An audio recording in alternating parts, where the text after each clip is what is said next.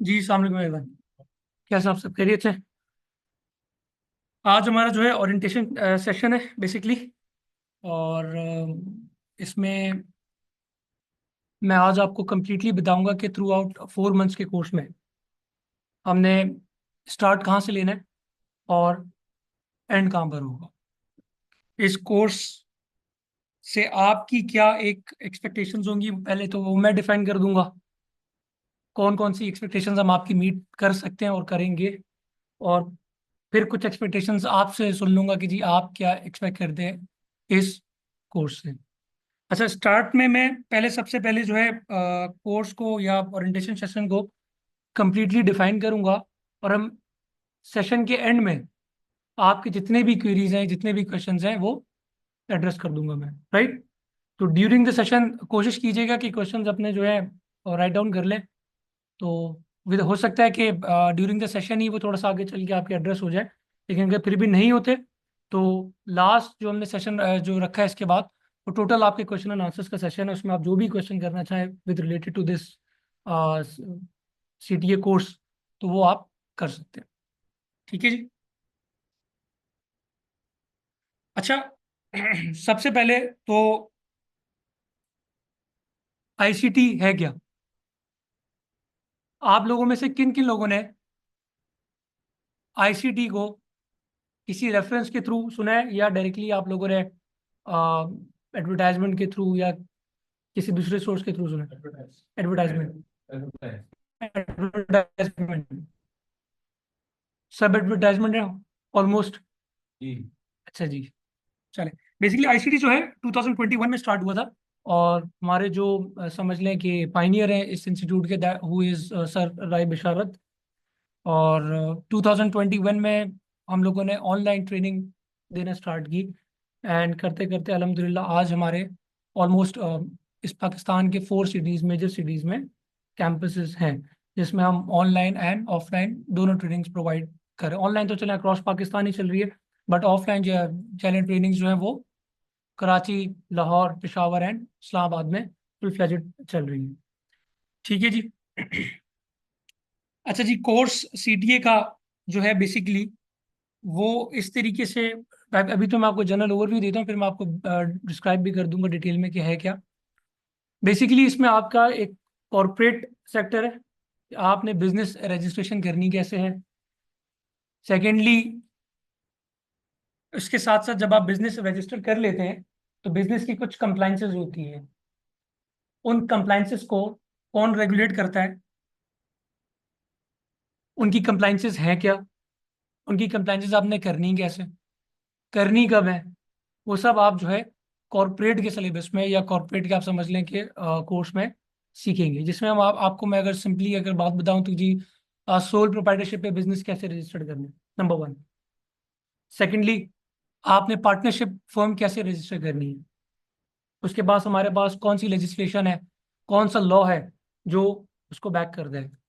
Third one is कि जी company आपने कैसे फॉर्म करनी है। ठीक। तो कंपनी, आपको पता है कि एक बड़ा एक्सटेंसिव लॉ है। उसमें ना कि सिर्फ कंपनीज एक्ट 2017 है, उसके साथ साथ पूरा एक आपका कोड ऑफ कॉर्पोरेट गवर्नेंस।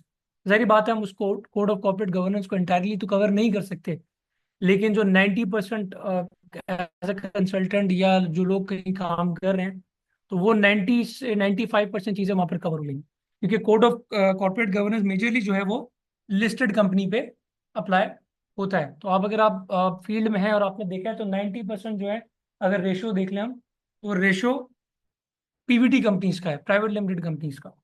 तो ज़्यादातर जो कंप्लाइंसेज हैं वो हम प्राइवेट लिमिट की ही कैटर करेंगे। और उसके बाद जो रिमेनिंग होगा वो इंशाल्लाह ताला लिस्टेड कंपनीज की भी आपको एक कंप्लाइंसेस बता देंगे कि लिस्टेड कंपनीज में क्या होता है। ठीक है जी।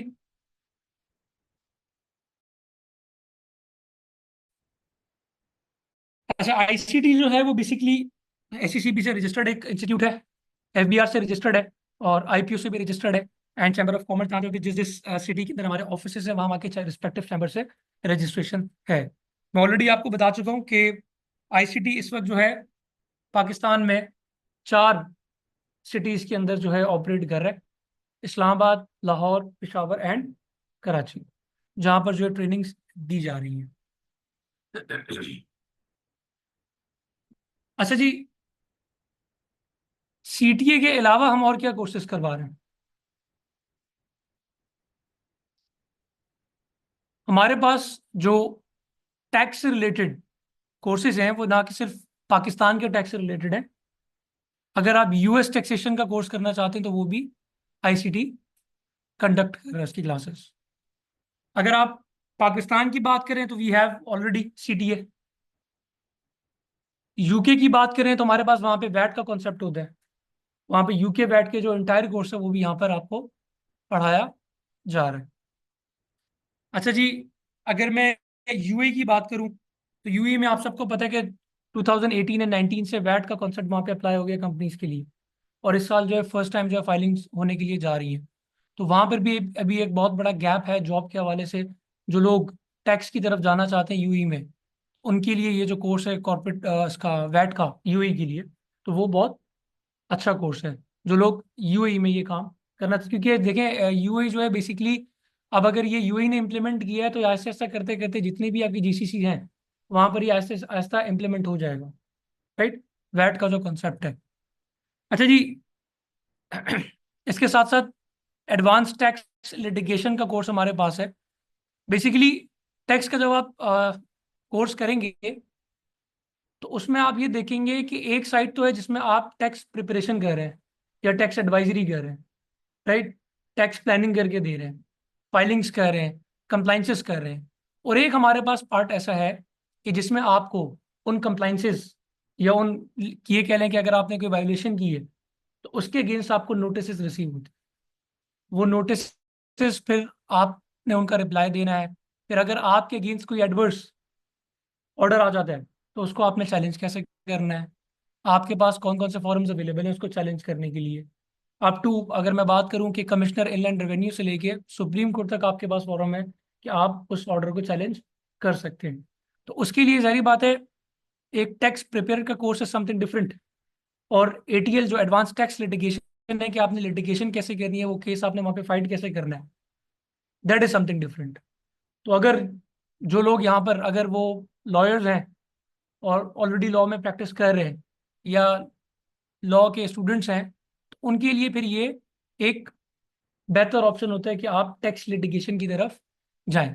लेकिन ऑन द अदर हैंड ये बात भी जरूरी है कि टैक्स लिटिगेशन को समझने के लिए आपने एज अ टैक्स कंसल्टेंट काम भी तो किया हो, या आपने एज बेसिक लेवल पे टैक्स को परफॉर्म भी तो किया हो कि टैक्स में फाइलिंग कैसे की जाती है, कंपनी की फाइलिंग कैसे होती है, कौन कौन सी प्रोविजंस अप्लाई होती है। क्योंकि नोटिस तो उन्हीं वायोलेशंस के अगेंस्ट आना है या उन्हीं सेक्शंस के अगेंस्ट आना है। जब आपको वो पता ही नहीं होगा तो आप कैसे अपना केस को जो है वहाँ पे लिटिगेशन उसकी फाइल करेंगे।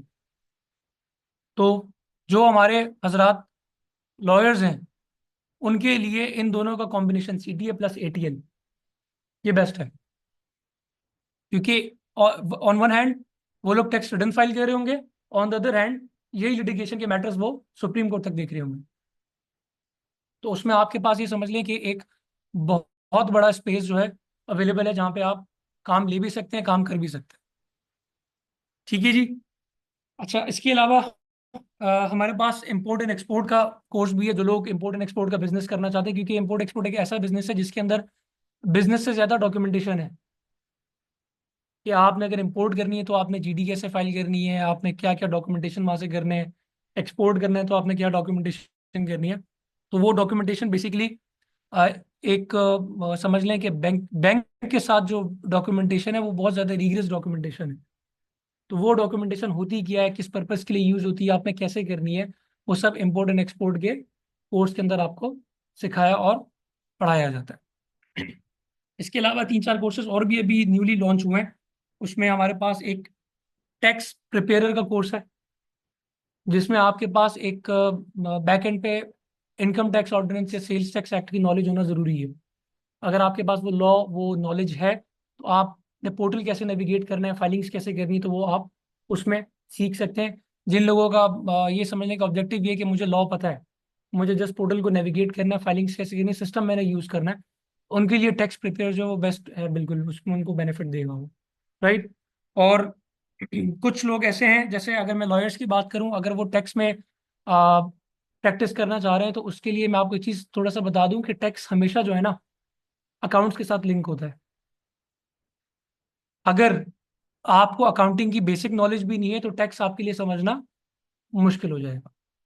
तो जिन लोगों ने लॉ स्टडी किया हुआ है तो उन्होंने तो मेरे ख्याल में कभी अगर किया हो इंटर वगैरह में, लेकिन इंटर के बाद जब वो कभी लॉ उन्होंने स्टार्ट किया तो लॉ में तो कभी भी अकाउंटिंग का सब्जेक्ट तो पढ़ाया ही नहीं जाता। ठीक है जी।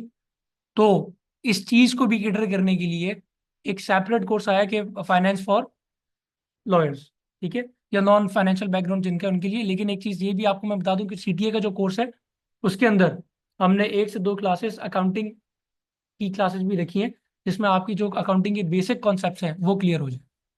फिर उसके बाद हम आगे जो है टैक्स की तरफ बढ़ेंगे कि जी टैक्स होता क्या बेसिकली, क्योंकि टैक्स की काफी सारे कॉन्सेप्ट, अगर मैं बात करूं आपसे डेप्रिसिएशन की, तो टैक्स में tax depreciation is something different और accounting depreciation is something different.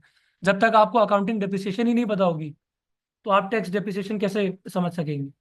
इसी तरीके से अगर मैं अकाउंटिंग मेथड्स की बात करूं, कैश बेसिस अकाउंटिंग है, एक्रूवल बेसिस अकाउंटिंग है, उसका भी जिक्र टैक्स इनकम टैक्स ऑर्डिनेंस में है कि किन लोगों ने कौन सी अकाउंटिंग मेथड फॉलो करना है, किन एंटिटीज ने।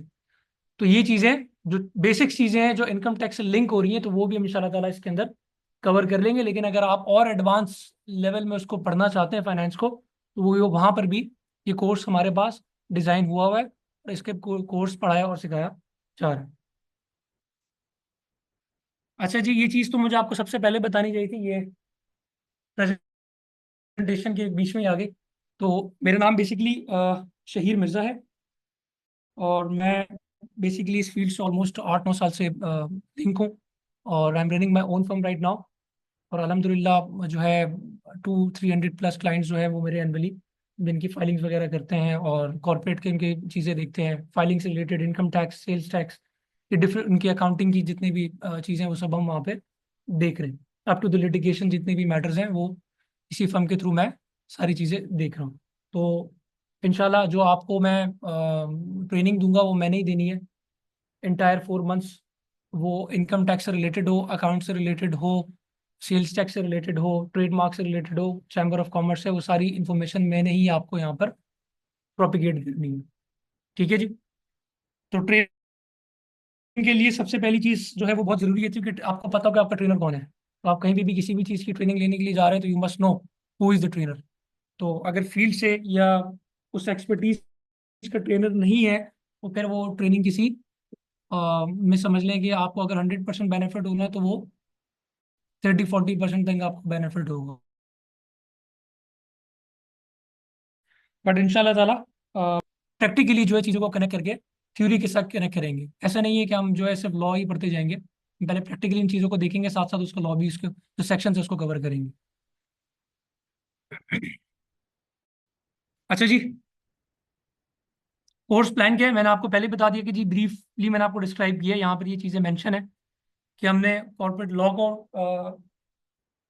डिस्कस करना है, बेसिक अकाउंटिंग को करना है, income tax, sales tax, trademark and chamber of commerce. अच्छा जी, ड्यूरेशन कितनी है?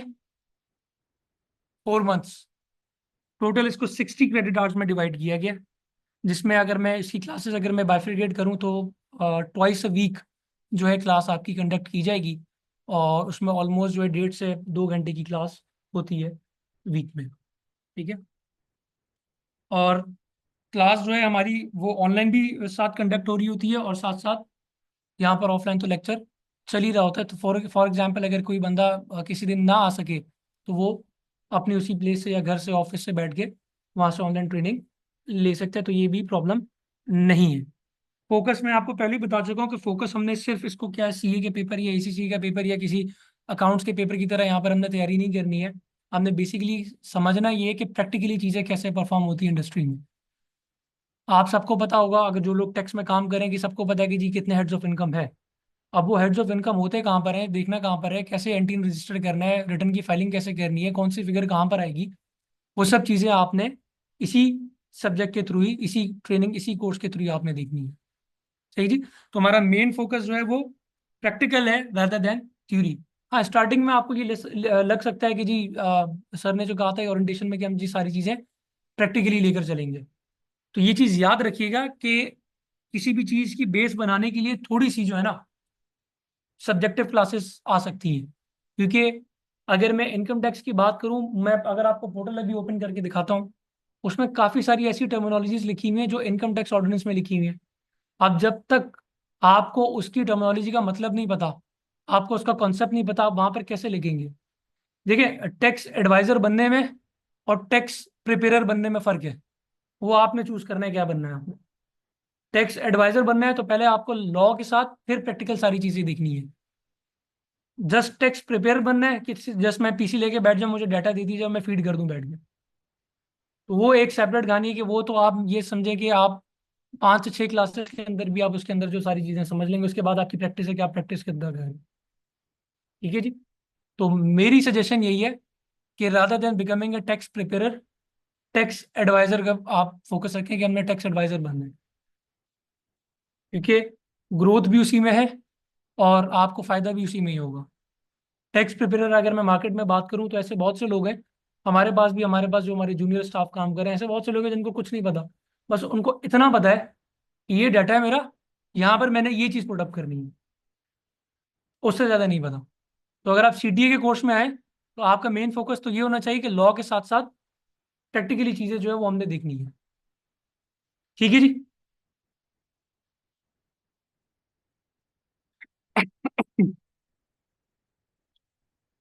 अच्छा जी, कॉर्पोरेट लॉ में मैंने पहले ही डिस्कस कर लिया कि जी सोल प्रोप्राइटरशिप आपने कैसे, या सोल ओनरशिप जो है बिजनेस कैसे रजिस्टर्ड करना है, वो हम देखेंगे, सीखेंगे, पढ़ेंगे क्या है। फिर हम पार्टनरशिप देखेंगे कि पार्टनरशिप का कौन सा लॉ हमारे पास है, उसकी क्या कैरेक्टरिस्टिक्स हैं, फॉर्मेशन कैसे करनी है, कहाँ पर फॉर्मेशन करनी है, किसके पास जाके फॉर्मेशन करनी है, उससे रिलेटेड फीस क्या है, फॉर्म्स क्या है, वो सब चीज़ें, डीड कैसे आपने बनानी है, फॉर्म करनी है, वो सब सारी चीज़ें हम इसमें देखेंगे। कंपनी से रिलेटेड, कंपनी एक मैंने दोबारा पहले भी कहा है कि एक एक्सटेंसिव लॉ है, उसमें हमने ये चीज़ डिस्कस करनी है कि कंपनी बेसिकली होती क्या है, कितनी टाइप्स ऑफ है कंपनी। अगर मैं कह रहा हूँ कि कंपनी लिमिटेड है तो उसका मतलब क्या है, कंपनी की एनुअल कंप्लाइंसेस क्या है, और कंपनी की वो कंप्लाइंसेस किस पोर्टल पे जाके करनी कैसे है। ये main point. Company law itself देखने में कॉम्प्लेक्स लगता है, लेकिन परफॉर्म करने में उतना ही ईजी है डॉक्यूमेंटेशन के हवाले से। इनकम टैक्स जितना देखने में आपको कॉम्प्लेक्स लग रहा है, करने में आसान है, लेकिन जब नोटिस वगैरह या सारी चीज़ें जब आप करेंगे, वर्किंग फाइल बनाएंगे, उस वक्त आपके लिए मुश्किल है। तो कंपनी लॉ की एक बहुत अच्छी बात यह है कि शुरू में आपको थोड़ा सा ड्राई लगेगा, जो एक आध हमारी क्लासेस होंगी जिसमें हमने थ्योरी कवर करनी है, लेकिन जब आप उसके बाद परफॉर्म करेंगे तो वो टोटल प्रैक्टिकल है। और कंपनी लॉ से रिलेटेड या कंपनी की कंप्लाइंस से रिलेटेड काम भी ऐसा है कि आपने बार बार चीज़ों को रेफर नहीं करना लॉ को। आपने, आपको चीज़ पता है कि ये कंप्लाइंस है, ये ड्यू है, उसकी ये प्री रेक्विजिट है, और आपने वो कंप्लाइंस ऑनलाइन या ऑफलाइन आपने कर देंगे। ठीक है जी। तो कंपनी लॉ का भी जो काम जो बेसिकली है, ये समझ लें कि इस वक्त इंडस्ट्री में उन लोगों की इस वक्त ज़्यादा डिमांड है जिनके पास accounting experience, tax experience and corporate law का एक्सपीरियंस है। अगर इन तीनों चीज़ों का कॉम्बिनेशन आपके पास है तो आपकी पोजीशन उस इंडस्ट्री में या उस कंपनी में काफ़ी स्ट्रांग है। क्योंकि कंपनी क्या चाहती है, कि कंपनी चाहती है कि हमें ये एक ही बंदा मिल जाए जो ये सारे काम करे। तो आप जिस कंपनी में भी बड़े लेवल पे देख लें, मैनेजर लेवल पे देख लें, या सीएफओ लेवल पे देख लें, या हेड ऑफ फाइनेंस के लेवल पर देखें, तो आप अगर उनसे बात करेंगे या कभी आपसे बात हुई हो, तो उनको इन तीनों चीज़ों का पता है कि ये तीनों चीज़ें होती की। तो आपने अगर इंडस्ट्री में आगे बढ़ना है और इस फील्ड में आगे बढ़ना है तो इन तीनों चीज़ों को आगे लेकर आगे जाइएगा। ठीक है जी। इसी वजह से जो सीडीए का कोर्स है ना, हमने इसी तरीके से डिजाइन किया है कि आपकी आपके लिए ये चारों पांचों चीजें जो है ना, वो एक ही कोर्स के अंदर इंक्लूड हुई हैं। अच्छा, उसके बाद बेसिक अकाउंटिंग का जो है कॉन्सेप्ट, वो मैंने आपको बताया कि हमने वो आपको देना है। यहाँ पे कितने ऐसे लोग हैं जो अकाउंटिंग बैकग्राउंड से हैं? 1 2 3 4 5।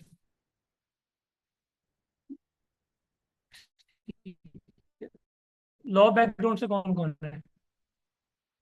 वन। और कोई भी नहीं है? इंटर इंटर किसमें किया? कॉमर्स में। अकाउंटिंग तो बड़ी है ना। चले सर, आप अच्छा, आपसे तो रह चुका है वैल्यू, आप अकाउंटिंग। तो हमारे पास लॉ बैकग्राउंड में सिर्फ एक ही मिस है यहाँ पर। तो इंशाल्लाह वो चीज़ें तो वैसे भी जो भी अकाउंटिंग बैकग्राउंड वाले हैं वो तो हमने यहाँ कवर करनी है। तो थोड़ा सा आपको बेयर करना पड़ेगा। तो बेसिक चीज़ें हैं वो दोबारा से एक दफ़ा हम रिवाइज करेंगे और सारी चीज़ों को लेकर चलेंगे, तो इंशाल्लाह उसको देख लेंगे। बाकी इनकम टैक्स है। इनकम टैक्स में हमने बेसिक कॉन्सेप्ट पढ़ने, इनकम टैक्स के जो डेफिनेशंस हैं एज पर सेक्शन 2 वो सारी हमने पढ़नी है। कितने हेड्स होते हैं इनकम इनकम टैक्स में वो सब पढ़ने हैं, उनकी हमने डिटर्मिनेशन कैसे करनी है, कैलकुलेशन कैसे करनी है, क्या हमारे पास उसमें डिडक्शंस हैं वो सारी देखनी है, टैक्स क्रेडिट्स देखने हैं, हमने डिडक्टेबल अलाउंसेस देखने हैं। उसके बाद हमने सर क्वार्टरली स्टेटमेंट देखनी है कंपनी से रिलेटेड, बिजनेस टैक्सेशन कंप्लीट देखनी है, जैसे एडवांस टैक्स कैसे कैलकुलेट किया जाता है, विदहोल्डिंग स्टेटमेंट कैसे फाइल की जाती है, उनकी कैलकुलेशन कैसे की जाती है। तो वो सारी चीज़ें हमने इसमें देखनी है, राइट। और उसके साथ साथ हमने इसका जो नोटिस का सेक्शन है कि कौन कौन से नोटिस हैं वो हमें रिसीव होते हैं अगर आप इनकम टैक्स में रजिस्टर्ड हैं, अगर बिजनेस आप रन कर रहे हैं, तो वो सब नोटिस हमने कवर करने हैं। अपील कैसे फाइल करनी है, किस फॉर्म पे करनी है, वो भी सब इन चीज़ों में डिस्कस करेंगे। पहले होगा क्या कि हम बेसिक कॉन्सेप्ट्स को देखेंगे, फिर उन्हीं बेसिक कॉन्सेप्ट्स को मैं आपको पोर्टल ओपन करके दिखाऊंगा कि वो बेसिक कॉन्सेप्ट कहाँ पर कहाँ लिखे हुए हैं। फिर हम वन बाय वन करके हेड्स ऑफ इनकम को पढ़ेंगे।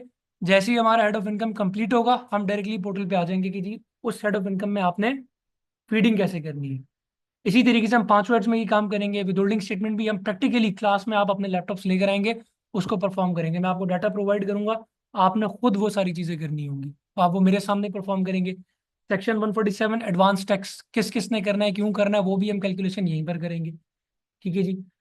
नोटिस से रिलेटेड या अपील से रिलेटेड जो भी ड्राफ्टिंग है सारी चीज़ें, वो सारा मटेरियल मैं आपको खुद प्रोवाइड करूंगा। मैं आपको पहले यहाँ बता दूंगा, और जो इसका एक स्टैंडर्ड फॉर्मेट होता है ड्राफ्टिंग का वो सब मैं आपको प्रोवाइड कर दूंगा। जो भी आपके केसेस हैं आप उसको वहाँ पर ड्राफ्टिंग करके चीज़ों को आगे लेकर चल सकते हैं। ठीक है जी।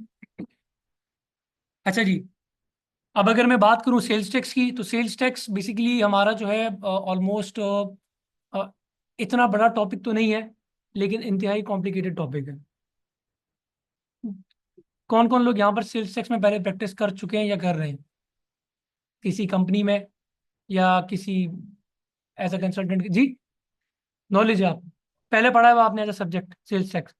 तो बेसिकली सेल्स टैक्स पढ़ने में आपको मजा आएगा, लेकिन है थोड़ा सा कॉम्प्लेक्स, क्योंकि उसके अंदर काफ़ी सारी ऐसी ऐसी सारी टर्मिनोलॉजीज हैं, कुछ ऐसे कॉन्सेप्ट्स हैं तो थोड़े से कॉम्प्लिकेटेड हैं, लेकिन एक बार आपको क्लिक हो गए तो वो आपके टिप्स पर आ जाते हैं। और ये भी आपको बता दूं कि सेल्स टैक्स जो है ना वो मोर रिवॉर्डिंग है as compare to income tax. Income tax साल में आप 3 महीने के लिए फाइलिंग्स करते हैं, 4 महीने के लिए। सेल्स टैक्स आपका मंथली बेसिस पे चल रहा होता है। अगर आप किसी कंपनी के टैक्स डिपार्टमेंट में सेल्स टैक्स में प्रैक्टिस कर रहे हैं तो वहां पर मंथली बेसिस पे रिटर्न फाइलिंग हो रही होती है सेल्स टैक्स। तो सेल्स टैक्स भी आपने ऐसे ही पढ़ना है जैसे आपने इनकम टैक्स पढ़ना है, क्योंकि लोगों का कॉन्सेप्ट सुना है वही है लोगों ने जी, इनकम टैक्स। तो उनका एक कॉन्सेप्ट बना हुआ होता है, उन्होंने सोचा होता है कि जी हमने इनकम टैक्स पर प्रैक्टिस करनी है। लेकिन मेरा आपको सजेशन ये है कि आपने सेल्स टैक्स को भी उतनी इंपॉर्टेंस देनी है जितनी इनकम टैक्स को देनी है।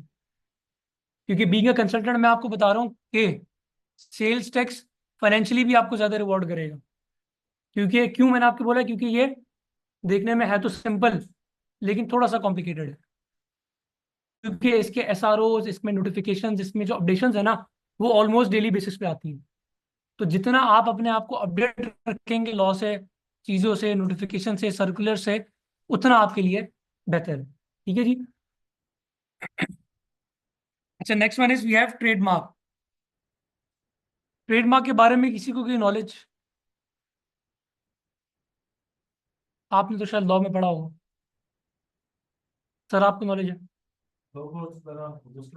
Exactly sir, basically intellectual property laws जिसे आप कहते हैं, हर कंट्री के होते हैं, डिफरेंट होते हैं। इस तरह पाकिस्तान में भी इंटेलेक्चुअल प्रॉपर्टी लॉज जो हैं वो यहाँ पर हैं। और अगर आपने अपना बिजनेस रजिस्टर्ड करना है या उसके कॉपीराइट्स लेने हैं, ट्रेडमार्क उसका रजिस्टर्ड करवाना है, तो वो क्या आईपीओ लॉज हमारे पास हैं, वो सब हम इसमें देखेंगे। उसकी रजिस्ट्रेशन हमने कैसे करनी है, कहाँ करनी है, क्या फीस है, कैसे करना है, वो सब आप ट्रेडमार्क वाले सेक्शन में या कह लें कि कोर्स में पढ़ेंगे। और इसी के साथ साथ मैं कॉर्पोरेट में इसको ऐड कर दूंगा, चैम्बर ऑफ कॉमर्स। क्योंकि आप जब किसी बिजनेस की रजिस्ट्रेशन कर रहे होते हैं तो बहुत से क्लाइंट ऐसा थे कि सर हमारी चैम्बर में भी रजिस्ट्रेशन करवा दे। It's very simple, very easy, 10 minute का काम है। बस आपने फॉर्म एक फिलअप करना है और उसके साथ डॉक्यूमेंटेशन अटैच करके आपने फीस के साथ जमा करवा देना। तो बहुत से लोगों को उसके बारे में नहीं पता होता, बट इंशाल्लाह ताला आप जो है इसके साथ भी इसी कोर्स में ये चीज़ देख लेंगे कि आपने इसको कैसे करना है। ठीक है जी। अच्छा, कॉर्पोरेट लॉ से रिलेटेड जो हमारा लेक्चर्स होंगे वो ऑलमोस्ट 1 से लेके 8 तक होंगे। 8 तक तो नहीं जाएंगे, लेकिन इंशाल्लाह ताला 5 से 6 सेशंस के अंदर हमारी ये चीज़ें कंप्लीट हो जाएगी। वो भी डिपेंड करता है कि आप लोगों की तरफ से क्यूरीज कितनी आ रही है। अगर मुझे ऐसा लगा कि जी आप लोग की क्यूरीज ज़्यादा है तो फिर सेशंस को हम प्रोलॉन्ग कर देंगे, अदरवाइज 5 to 6 सेशंस के अंदर ये कंक्लूड हो जाता है। इनकम टैक्स की अगर बात करें, इनकम टैक्स यहाँ पर लिखा तो 1 से 12 है, लेकिन मुझे इस चीज़ का पता है कि 12 सेशन नहीं, 12 सेशन से ज़्यादा लग जाते हैं। ठीक है, तो ऑलमोस्ट आप इसको कर लें 17 to 18 लेक्चर्स आप कर लें इनकम टैक्स के, और ऑलमोस्ट 6 to 7 लेक्चर्स कर लें सेल्स टैक्स के, और ट्रेडमार्क जो ऑलमोस्ट 2 से 3 सेशंस का होता है। तो ये तकरीबन आपके कोई ने 30 से 35 सेशंस के दरमियान आपके टोटल सेशंस होंगे। और मे बी हो सकता है 1-2 सेशन ज़्यादा भी हो जाए, 1-2 सेशंस कम भी हो। अगेन डिपेंड करता है कि आपकी तरफ से क्यूरीज कितनी है। आप अगर बिल्कुल जाग कर ये कोर्स सीखेंगे तो आई बिलीव कि आपकी तरफ से क्यूरीज ज़्यादा आएंगी। अगर आपने बस सुनना है तो फिर ये सेशन जो है 25 सेशंस में भी ख़त्म हो जाएगा। तो ये आप पर है कि आपकी तरफ से कितने क्वेश्चंस हैं और कितनी क्यूरीज हैं आप लोग की। वो मेरा काम है, फिर हमने उसको रिजॉल्व कैसे करना है या सेशन में उसको कैसे डिवाइड करना है। अच्छा जी, इस कोर्स को करने के बाद आप क्या क्या चीज़, कैसे सर्विसेज प्रोवाइड कर सकते हैं, क्या क्या काम आप कर सकते हैं, वो आज हमने देखना है। सबसे पहली चीज़, certified tax advisor course. Basically ये कोर्स आपको टैक्स एडवाइजर बनाने के लिए है कि अगर आप इंडिपेंडेंट टैक्स को प्रैक्टिस करते हैं तो आपने कैसे चीज़ों को लेकर चलना है। ठीक है, या अगर आप किसी कंपनी में हैं, किसी पोजीशन में है, तो आपने बोर्ड को या कंपनी के ओनर्स को कैसे एडवाइस करना है टैक्सेशन के मैटर्स में। ठीक है जी। तो आपकी थिंकिंग फर्स्ट डे से यही होनी चाहिए कि मैंने एडवाइस क्या करना है। काम तो आपने करना ही है, लेकिन आपके पास एक टैक्स प्लानिंग होना बहुत ज़रूरी है आपकी लीगल एंटिटी या आपके क्लाइंट के केस के मुताबिक। ये सेम वैसी फील्ड है जैसे डॉक्टर की है। डॉक्टर के पास पेशेंट आया, पेशेंट ने बोला मुझे ये मसला है, उसने सिम्टम्स देके टेस्ट कराया, उसके बाद उसने जो है मेडिकेशन स्टार्ट कर दी। इसी तरीके से टैक्स एडवाइजर या इस फील्ड का यही काम है कि सबसे पहले आपने उस लीगल एंटिटी की मसले मसाइल देखने के हैं, उस पर क्या कंप्लाइंसेस होती हैं। उसके बाद आपने एक फ्लो चार्ट या एक टैक्स प्लानिंग क्रिएट करनी है, और आपने बताना है कि जी आपके पूरे साल ये इस तरीके से टैक्सेशन की कंप्लाइंसेस होंगी, और फिर आपने उन डेडलाइंस को, उन कंप्लाइंसेस को मीट करना है। ठीक है जी। तो सबसे पहली चीज़ तो आप एज अ टैक्स लॉयर या एज अ टैक्स कंसल्टेंट काम कर सकते हैं। वो क्यों मैं आपको कह रहा हूँ, इसलिए कह रहा हूँ कि आप इस कोर्स को करने के बाद इंटरव्यू देने के लिए एलिजिबल हो जाएंगे फॉर एन आईटीपी। आईटीपी का पता है किसी को कॉन्सेप्ट? प्रैक्टिशनर, बिल्कुल। अभी मैं आपको बताऊंगा कि जी आईटीपी कैसे अप्लाई किया जाता है, उसके प्री रेक्विजिट क्या है। तो आप इस कोर्स को करने के बाद आईटीपी का अगर आपने लाइसेंस लेना है तो वो आपने कैसे करना है, वो आप बिल्कुल इस कोर्स के थ्रू ले सकेंगे। ये चीज़ याद रखिएगा, बहुत लोगों की एक्सपेक्टेशंस ये होती है कि हम इसका सर्टिफिकेट अटैच करेंगे और हमें सब चीज़ें मिल जाएंगी। ये समझ लें कि एक सप्लीमेंट्री कि डिप्लोमा कह लें, या एक समझ लें कि सप्लीमेंट्री इंफॉर्मेशन आपको दी जा रही है इस कोर्स के थ्रू, जो आपके एनहांस सॉरी इंफॉर्मेशन को और आपकी प्रैक्टिकल एक्सपीरियंस को एनहांस करेगी। राइट, तो ये आपको एज ज़रूर देगा। राइट, कि आपने कोर्स किया हुआ है, 4 महीने आपने लगाए हुए हैं, 60 क्रेडिट आवर्स आपने यूटिलाइज किए हैं, तो सारी बात है अपना कुछ ना कुछ तो यहाँ से सीख के आप निकले होंगे। तो वो आपको जरूर वो करेगा। जी सर, आगे मैं आ रहा हूँ, बता रहा हूँ। अच्छा जी, अगर आप बिजनेस ओनर हैं तो आप खुद अगर अपने बिजनेस की कंप्लाइंसेस डील करना चाह रहे हैं तो आप खुद भी कर सकते हैं। ऐसे हमारे पास पिछले कई बैचेस में ऐसे ऐसे बिजनेस ओनर्स ने टैक्स का कोर्स किया है जो अपने टैक्स एडवाइजर से, सॉरी टू से, तंग थे। तो उन्होंने कहा जी अब हम खुद सीखना चाह रहे हैं, हमें पता तो चले कि टैक्स है क्या। तो ऐसे काफ़ी सारे मैंने अपने स्टूडेंट्स यहाँ पर जो ट्रेन किए हैं जो खुद बिजनेस ओनर्स हैं, और उन्होंने टैक्स को समझा, पढ़ा, और उसके बाद अब वो खुद वहाँ पर खुद तो चले ना भी करें, लेकिन उनके पास एक इतनी नॉलेज है कि वो किसी से बैठ के बात कर सकते हैं अगर उनसे कहा जाए कि आपके बिजनेस पे ये सारी चीज़ें अप्लाई होती है। ठीक है। तीसरी चीज़ जी प्रैक्टिकल लर्निंग, मैंने आपको पहले ही बताया जी, प्रैक्टिकल फोकस इस पे करना, तो आपको प्रैक्टिकली बहुत कुछ इसमें सीखने को मिलेगा। चौथी चीज़, हम आपकी क्या असिस्टेंस करेंगे?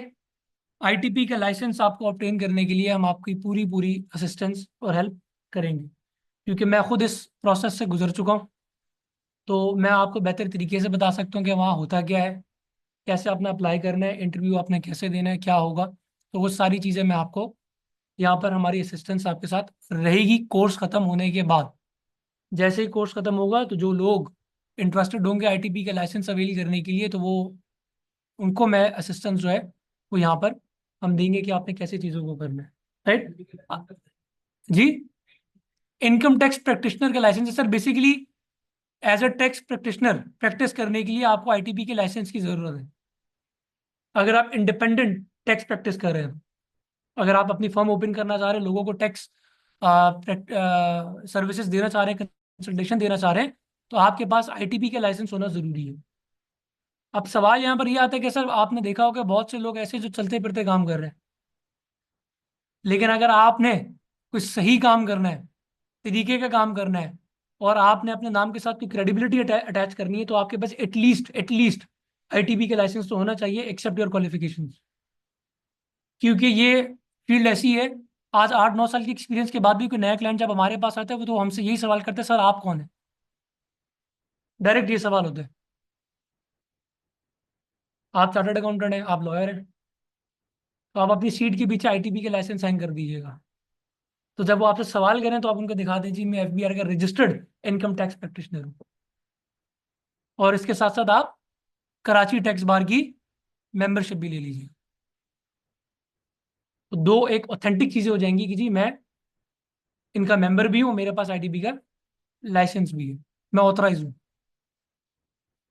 ठीक है जी।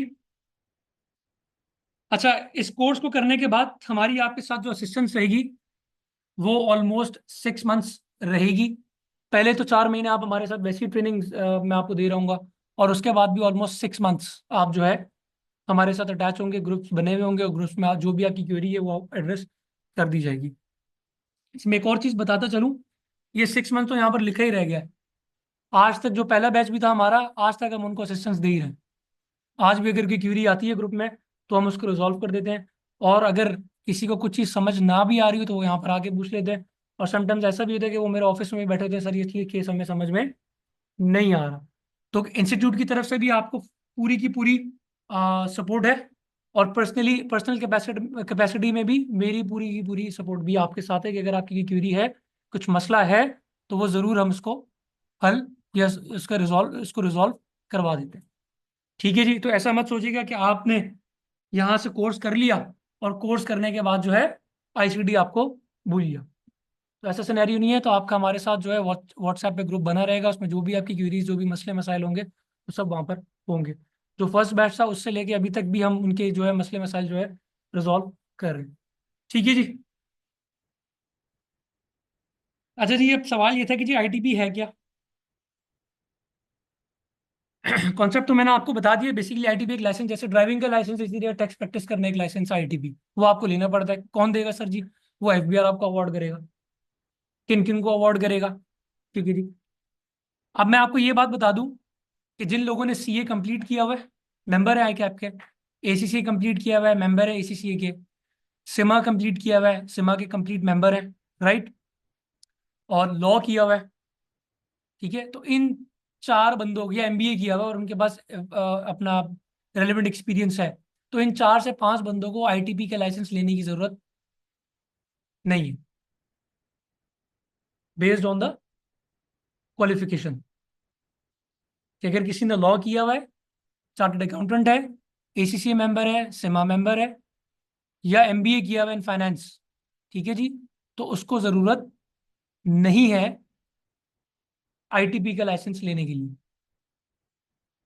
ठीक है जी, ये बात क्लियर है।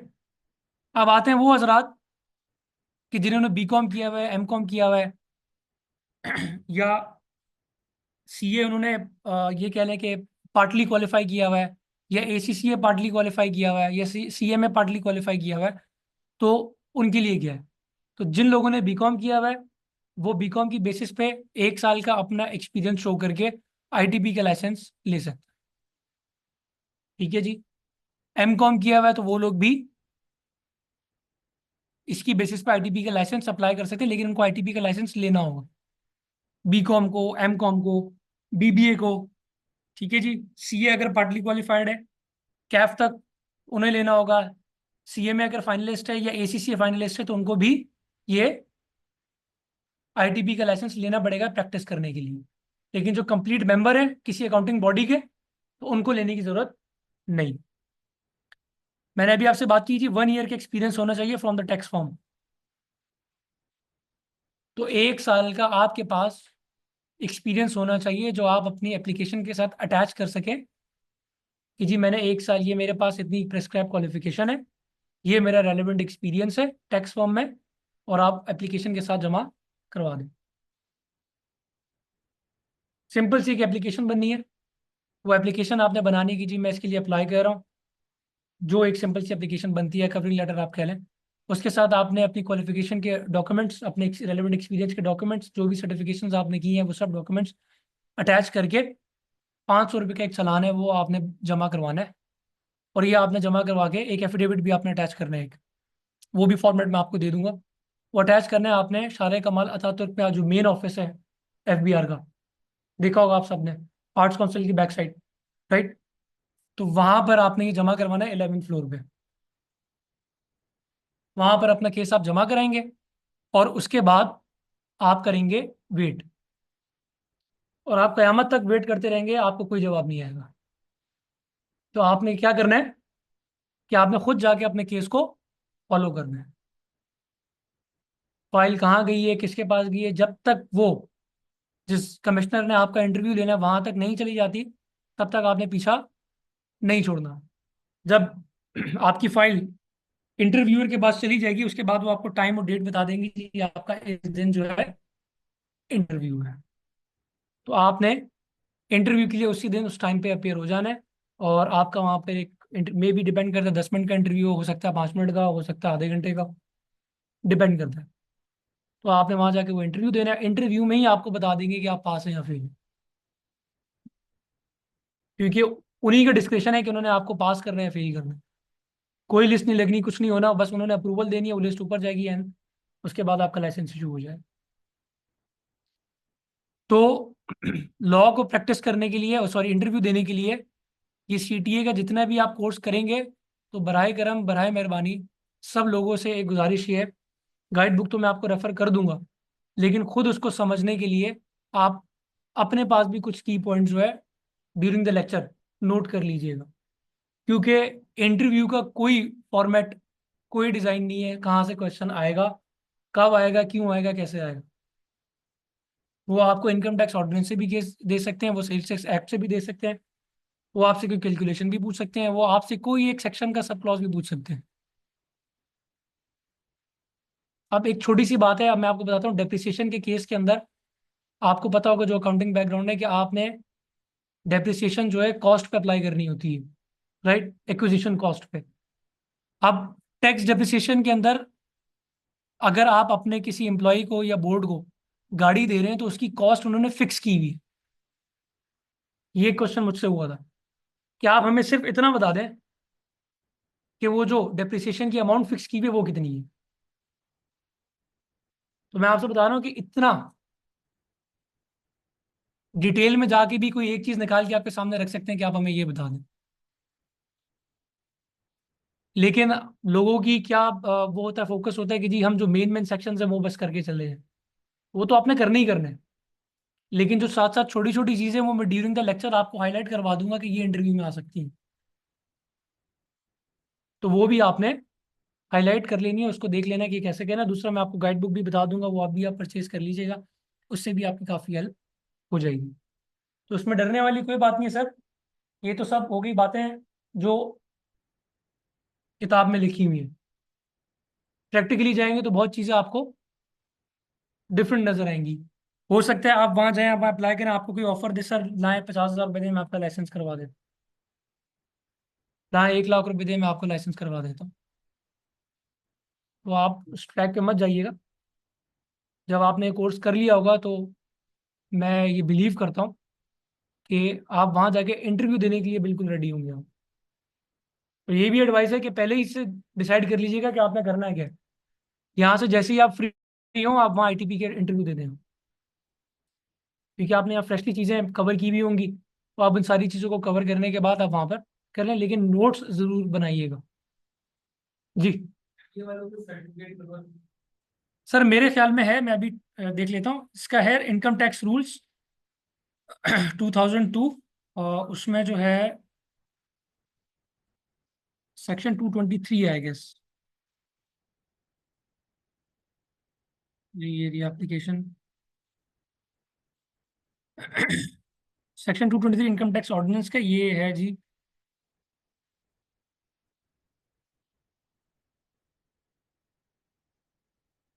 डिग्री इन लॉ, ठीक है, एक चीज़ तो ये होनी चाहिए। और अकाउंटिंग एग्जामिनेशन दे दिया हुआ हो, ठीक है जी।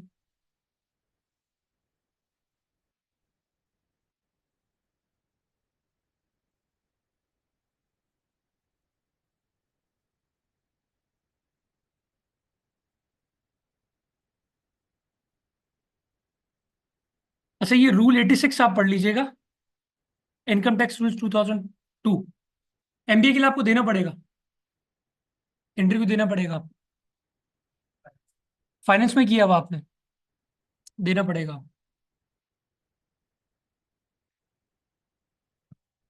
क्वालिफिकेशन तो आपके पास है, लेकिन आईटीपी के इंटरव्यू आपको देना पड़ेगा, ठीक है जी। मतलब किसी की एजुकेशन जो है वो किसी की एजुकेशन जो है वो इससे अलावा मतलब इंजीनियरिंग साइड पे होता है। किस पे साइड पे हो? इंजीनियरिंग। इंजीनियरिंग साइड पे हो? सर मुश्किल है फिर उसके लिए। अगर आपकी इंजीनियरिंग फर्म में आप खुद कर रहे हो दैट इज समथिंग डिफरेंट। आप फील्ड आपकी डिफरेंट है, क्वालिफिकेशन डिफरेंट है, फील्ड आपकी डिफरेंट है, ये कहना चाह रहे हैं आप? किसी की मदद करो किसी अपनी नॉलेज से। हम्म। क्या ना मेरा देखो ठीक है। इसलिए बैचलर में अपनी कंपनी लॉन्च की है सबसे पहले इंजीनियरिंग फर्म की है company? Chemical okay, chemical. Right right right right right. तो उसमें जाकर ये सब चीजें बाहर नहीं तो ज्यादा हम भी सीखेंगे है। बिल्कुल अच्छा कर रहे हैं, सीख रहे हैं, लेकिन इसके लिए जो एजुकेशनल बैकग्राउंड है ना, वो मैंने आपको बता दिया है कि कॉमर्स का होना मैंडेटरी या लॉ का। अदर देन दैट, देखिए मैं मना नहीं करूंगा, कुछ केसेस हमारे सामने ऐसे हुए हैं। जैसे फॉर एग्जांपल आप जाते हैं, आप कहते हैं कि जी मैं खुद ये करना चाह रहा हूँ, और मेरा अपना बिजनेस है एंड ऑल ये, तो वो कुछ फैक्टर्स को सामने रखते हुए इसको प्रूव कर देते हैं समटाइम्स। समटाइम्स कर देते हैं जी। आप कुछ कह रही? नहीं, लॉ के लिए नहीं, आप direct Karachi tax bar association के मेंबर बन सकते हो, नो इशू।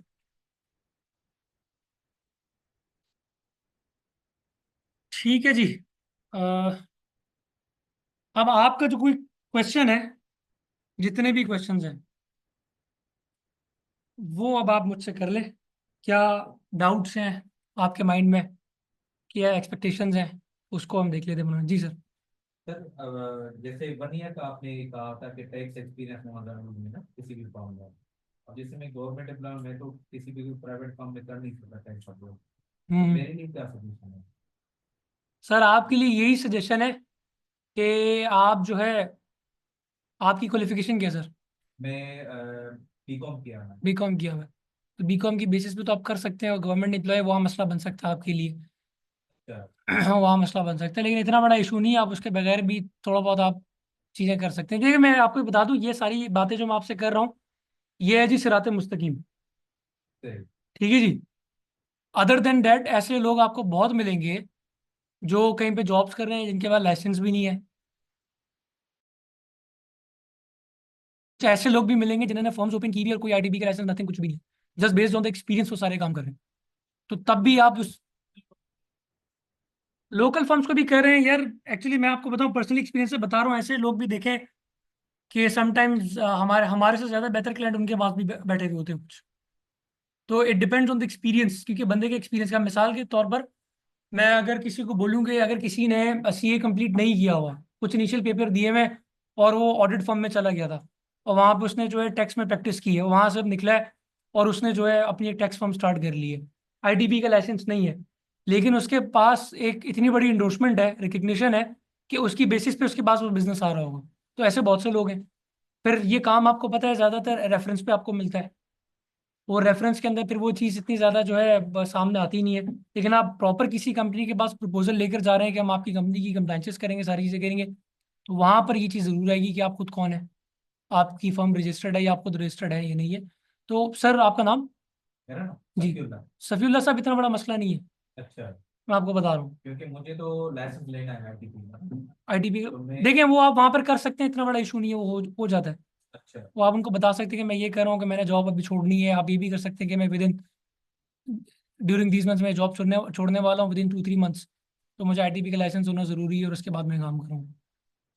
तो अभी आप कहाँ पे जॉब कर रहे हैं? अभी तो मैं यहाँ पर हूँ आईजी ऑफिस में। आईजी ऑफिस में होते हैं, ठीक है। उतना बड़ा मसला नहीं, हो जाएगा वो, सही, लेकिन इंटरव्यू देने ज़रूर जाए। ठीक है। किसी को भी मैं ये नहीं मना करूंगा कि आप अपनी क्वालिफिकेशन की बेसिस पे या एक्सपीरियंस की बेसिस पे इंटरव्यू देने ना जाए। मैंने अभी सर को यही एड्रेस किया कि समटाइम्स कुछ सिनेरियोज ऐसे होते हैं, वो डिपेंड करता है कमिश्नर पे कि वो उस चीज़ को अप्रूव करे या ना। तो सही, सबको रिकमेंडेशन यही है कि आप डेफिनेटली इंटरव्यू देने जरूर जाएं, आप अपना केस सबमिट कराएं, और वहाँ इंटरव्यू के लिए आप जरूर जाएं, क्योंकि सही, इंटरव्यू देने से वो आपको रोकेंगे नहीं। ठीक है, तो वहाँ आपने जाना जरूर है, बाद में आपकी कहानी है कि आपने उनके साथ वो इसको अलाउ कर रहे हैं, एक्सेप्ट कर रहे हैं या नहीं कर रहे। ठीक है जी। जी, टैक्स के लिए कि फर्म ज्वाइन करना जरूरी होगा इस टाइम पे। देखिए, 1 साल के लिए या कोई टैक्स फर्म ज्वाइन कर लें, या किसी लॉयर के अंडर आप काम कर लें जो टैक्स में प्रैक्टिस कर रहा हो, या कोई सीए फर्म ज्वाइन कर लें, या कोई जिसके पास आईटीपी है उसकी फर्म ज्वाइन कर लें आप। तो ऐसे बंदे की फर्म ज्वाइन कर लें जो लीगली तौर पे अलाउ हो टैक्स का काम करने के लिए, तो आप वहाँ 1 साल काम कर लें। एक्चुअली मेरा मसला ये है कि मेरा जो करियर स्टार्ट हुआ था ना, वो रिवर्स से स्टार्ट हुआ था। तो ये जो मेरी फर्म थी, ये फादर ने स्टार्ट की थी बैक इन 2009। मेरे फादर बुखारी ग्रुप से as a director of finance retire थे। तो ये उन्होंने छोटा सा सेटअप स्टार्ट किया था। फिर जैसे ही मैं थोड़ा सा कॉलेज से पास आउट हुआ, तो उसके बाद ही सेट के यार ज्वाइन द फर्म, इसको हम बड़े लेवल पे लेकर जाएंगे। फिर उन्हीं की मेंटोरशिप में सारी चीज़ों पे फिर डिफरेंट हमारे पास थे। फिर मैं आहिस्ता आहिस्ता, पहले मैंने समझा कि पहले मैंने काम स्टार्ट किया, एंड देन साथ साथ मैंने क्वालिफिकेशन की। तो इसी वजह से जैसे ही मेरी ग्रेजुएशन कंप्लीट हुई, देन उसके बाद जो है मैंने सबसे पहले आईटीबी का लाइसेंस लिया, एंड देन फिर उसके साथ साथ मैंने अपना फिफा कंप्लीट किया, एंड देन लॉ की तरफ, क्योंकि आ, ये अगर आप इस फील्ड में प्रैक्टिस करना चाह रहे हैं तो लॉ के साथ साथ मैंने आपको पहले ही बता दिया कि अकाउंटिंग का नॉलेज होना ज़रूरी है। ठीक है, तो इस वजह से फिर मैंने वो फिफा भी किया, अकाउंटिंग बॉडी का मेंबर भी मैं उनका, एंड देन फिर एलएलबी भी। तो मेरा जो करियर है वो बेसिकली थोड़ा रिवर्स में चला है। ठीक है जी। जी, जॉब एक्सपीरियंस में बेस पे नहीं हो सकता जो इसके पास एक्सपीरियंस। हो सकता है अगर आपने जॉब अगर की हुई है और आप किसी टैक्स डिपार्टमेंट में जॉब करें और आपके पास रेलेवेंट एक्सपीरियंस है, बिल्कुल हो सकता है सर, बिल्कुल जी। फिर पीएसडब्ल्यू पीएसडब्ल्यू बिल्कुल हो जाएगा कवर सर, करवा देंगे, वो तो 5-10 मिनट का काम है। पीएसडब्ल्यू में कस्टम टैक्स कस्टम की बात करो, नहीं नहीं, वो आपके लिए आपको इम्पोर्ट एक्सपोर्ट करना पड़ेगा। इम्पोर्ट एक्सपोर्ट के लिए वो फिर आपको देखना पड़ेगा, मैनेजमेंट से कंफर्म कर लें सीटी के कोर्स के अंदर।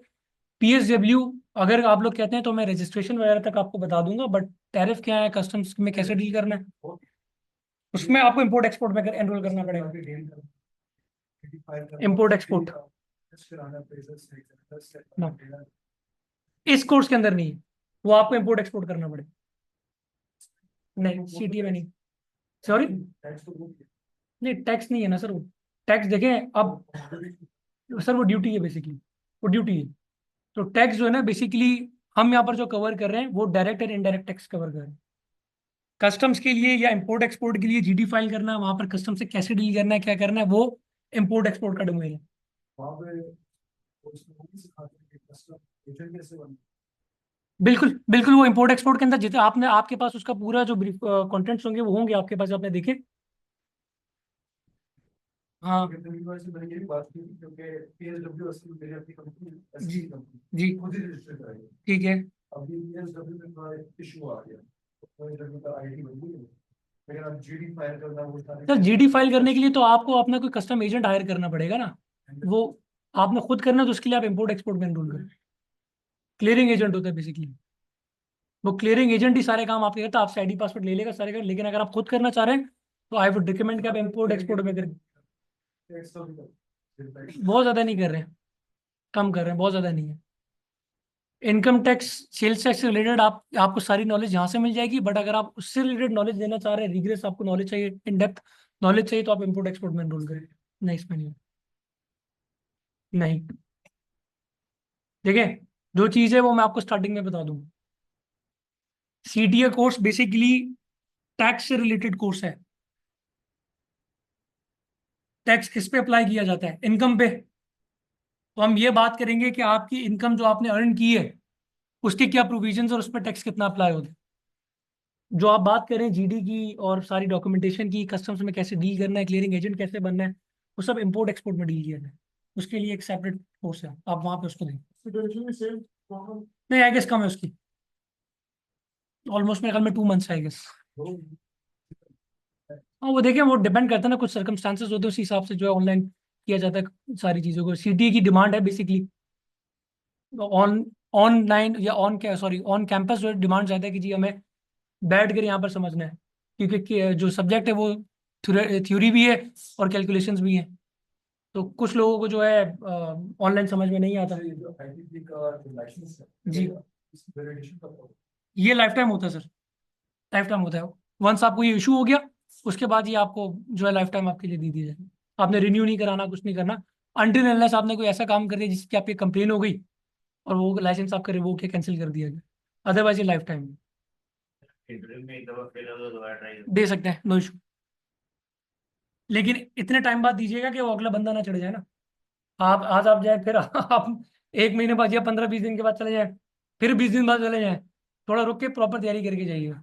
भूल जाए, जी, भूल जाए तो हाँ थोड़ा सा वो, लेकिन डाटा तो सर होता है, भूलेगा तो नहीं, डाटा तो होता है, सारी बातें फाइल तो पहले भी गई हुई होगी, तो आप कर सकते हैं, नो इशू।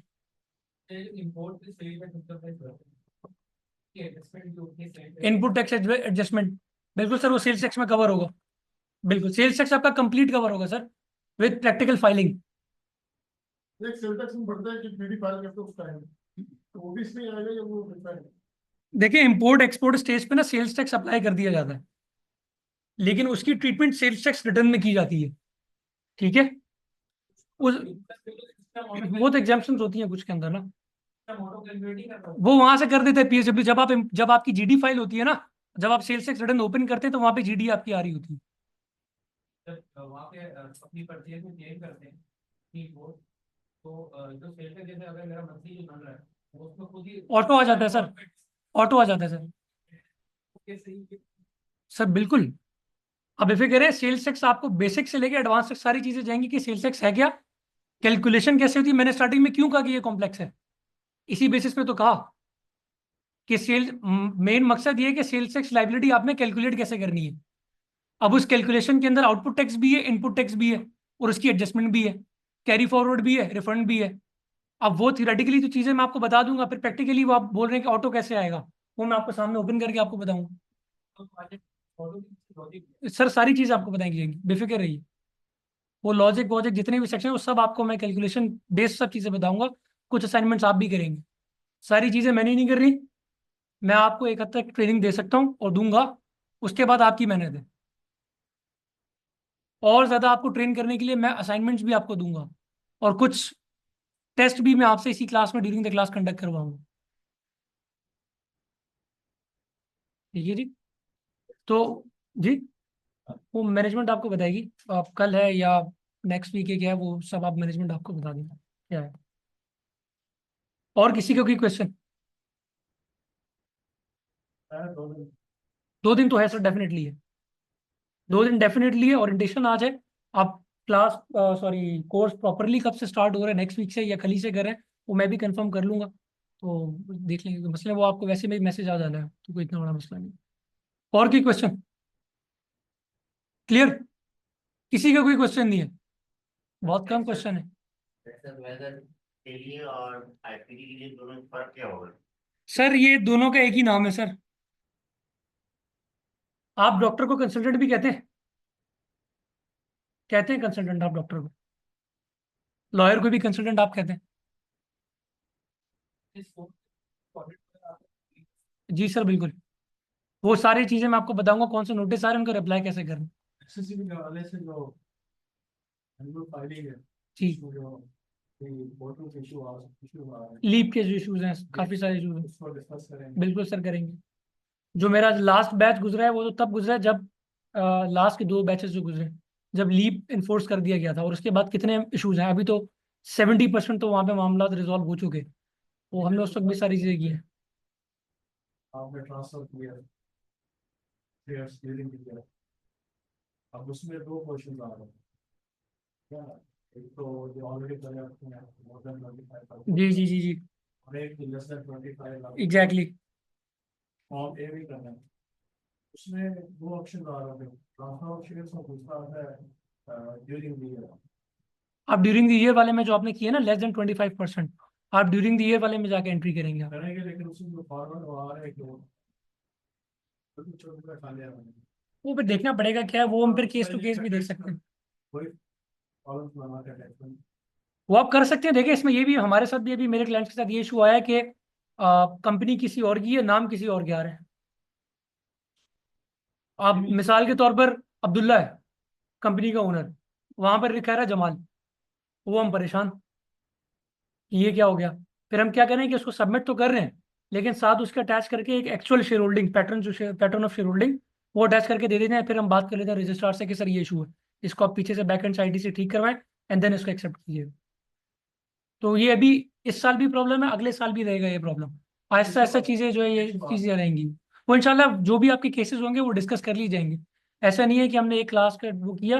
हाँ, अगर उस क्लास के अंदर आपको कोई प्रॉब्लम है, मैंने अभी लास्ट क्लास के अंदर आपको बता रहा हूँ, लास्ट बैच में लास्ट वीक तक भी वो लोग जिनको नहीं थोड़ा सा प्रॉब्लम हो रही थी वो अपने केस लेकर आए, और मैंने पूरी क्लास में उनके सामने बैठ के उनके sales income tax return file किए उन्हीं का डाटा लेके। तो अगर आपका कुछ मसला होता है, कोई केस होता है, तो आप अपना डाटा लें, यहीं पे बैठ के सबको समझा देंगे कैसे करना है। सर अंडरस्टैंडिंग क्या हो सकते हैं ना, कि फॉर एग्जांपल कोई बोले कि जी ये चीज़ मुझे समझ में नहीं आ रही, ये चीज़ मैं कहाँ पर एंटर करूँ। वो एसईसीपी से रिलेटेड है।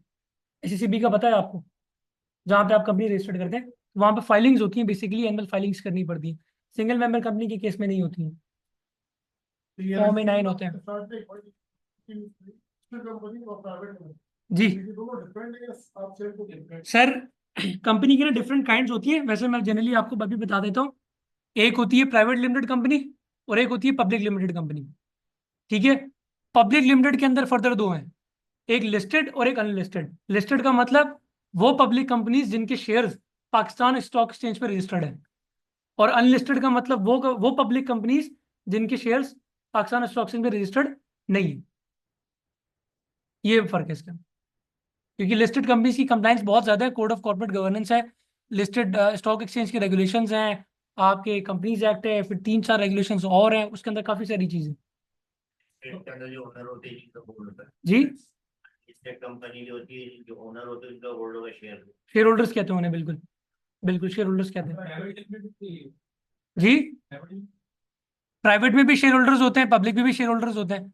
प्राइवेट और पब्लिक लिस्टेड की जो है कैरेक्टरिस्टिक्स डिफरेंट है। प्राइवेट लिमिटेड पब्लिक से पैसे मांग सकती है, पब्लिक मांग सकती है, ये फर्क है सर। हाँ, लिस्टेड नहीं है तो अनलिस्टेड भी तो मांग सकती है, वो रेगुलेशंस पूरे करेगी और मांग सकती है पैसे। जी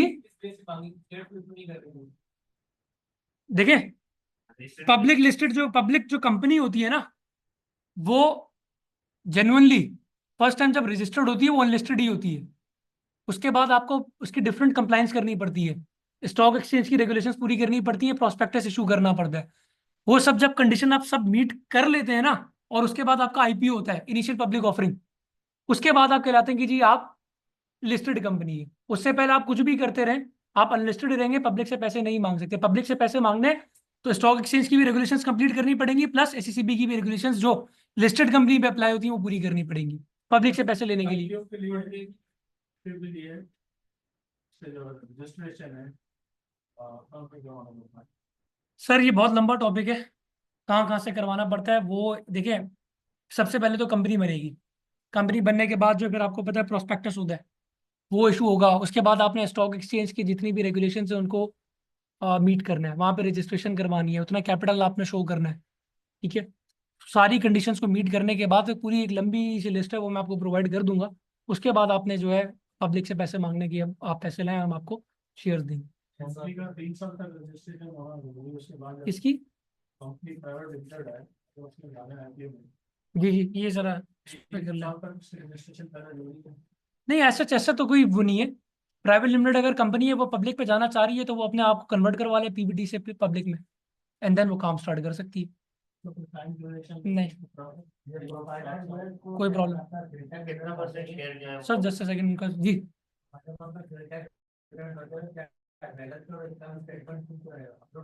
प्रोपाइटर का इनकम टैक्स रिटर्न फाइल करते हुए सर वो बैलेंस शीट का अभी एक आया था प्रॉब्लम कि जो भी लोग हैं वो अपनी बैलेंस शीट जो है वो सबमिट करेंगे, तो वो तो सबने करनी है, चाहे कंपनी हो, चाहे एओपी हो, चाहे प्रोपाइटर। वो एक तो एफिडेविट वाला मसला आया था, और एक बैलेंस शीट। चले कंपनी किस लिए मना की, तो क्योंकि ऑडिट तो वैसे ही उसका चल रहा होता है कंपनी का, that is something different.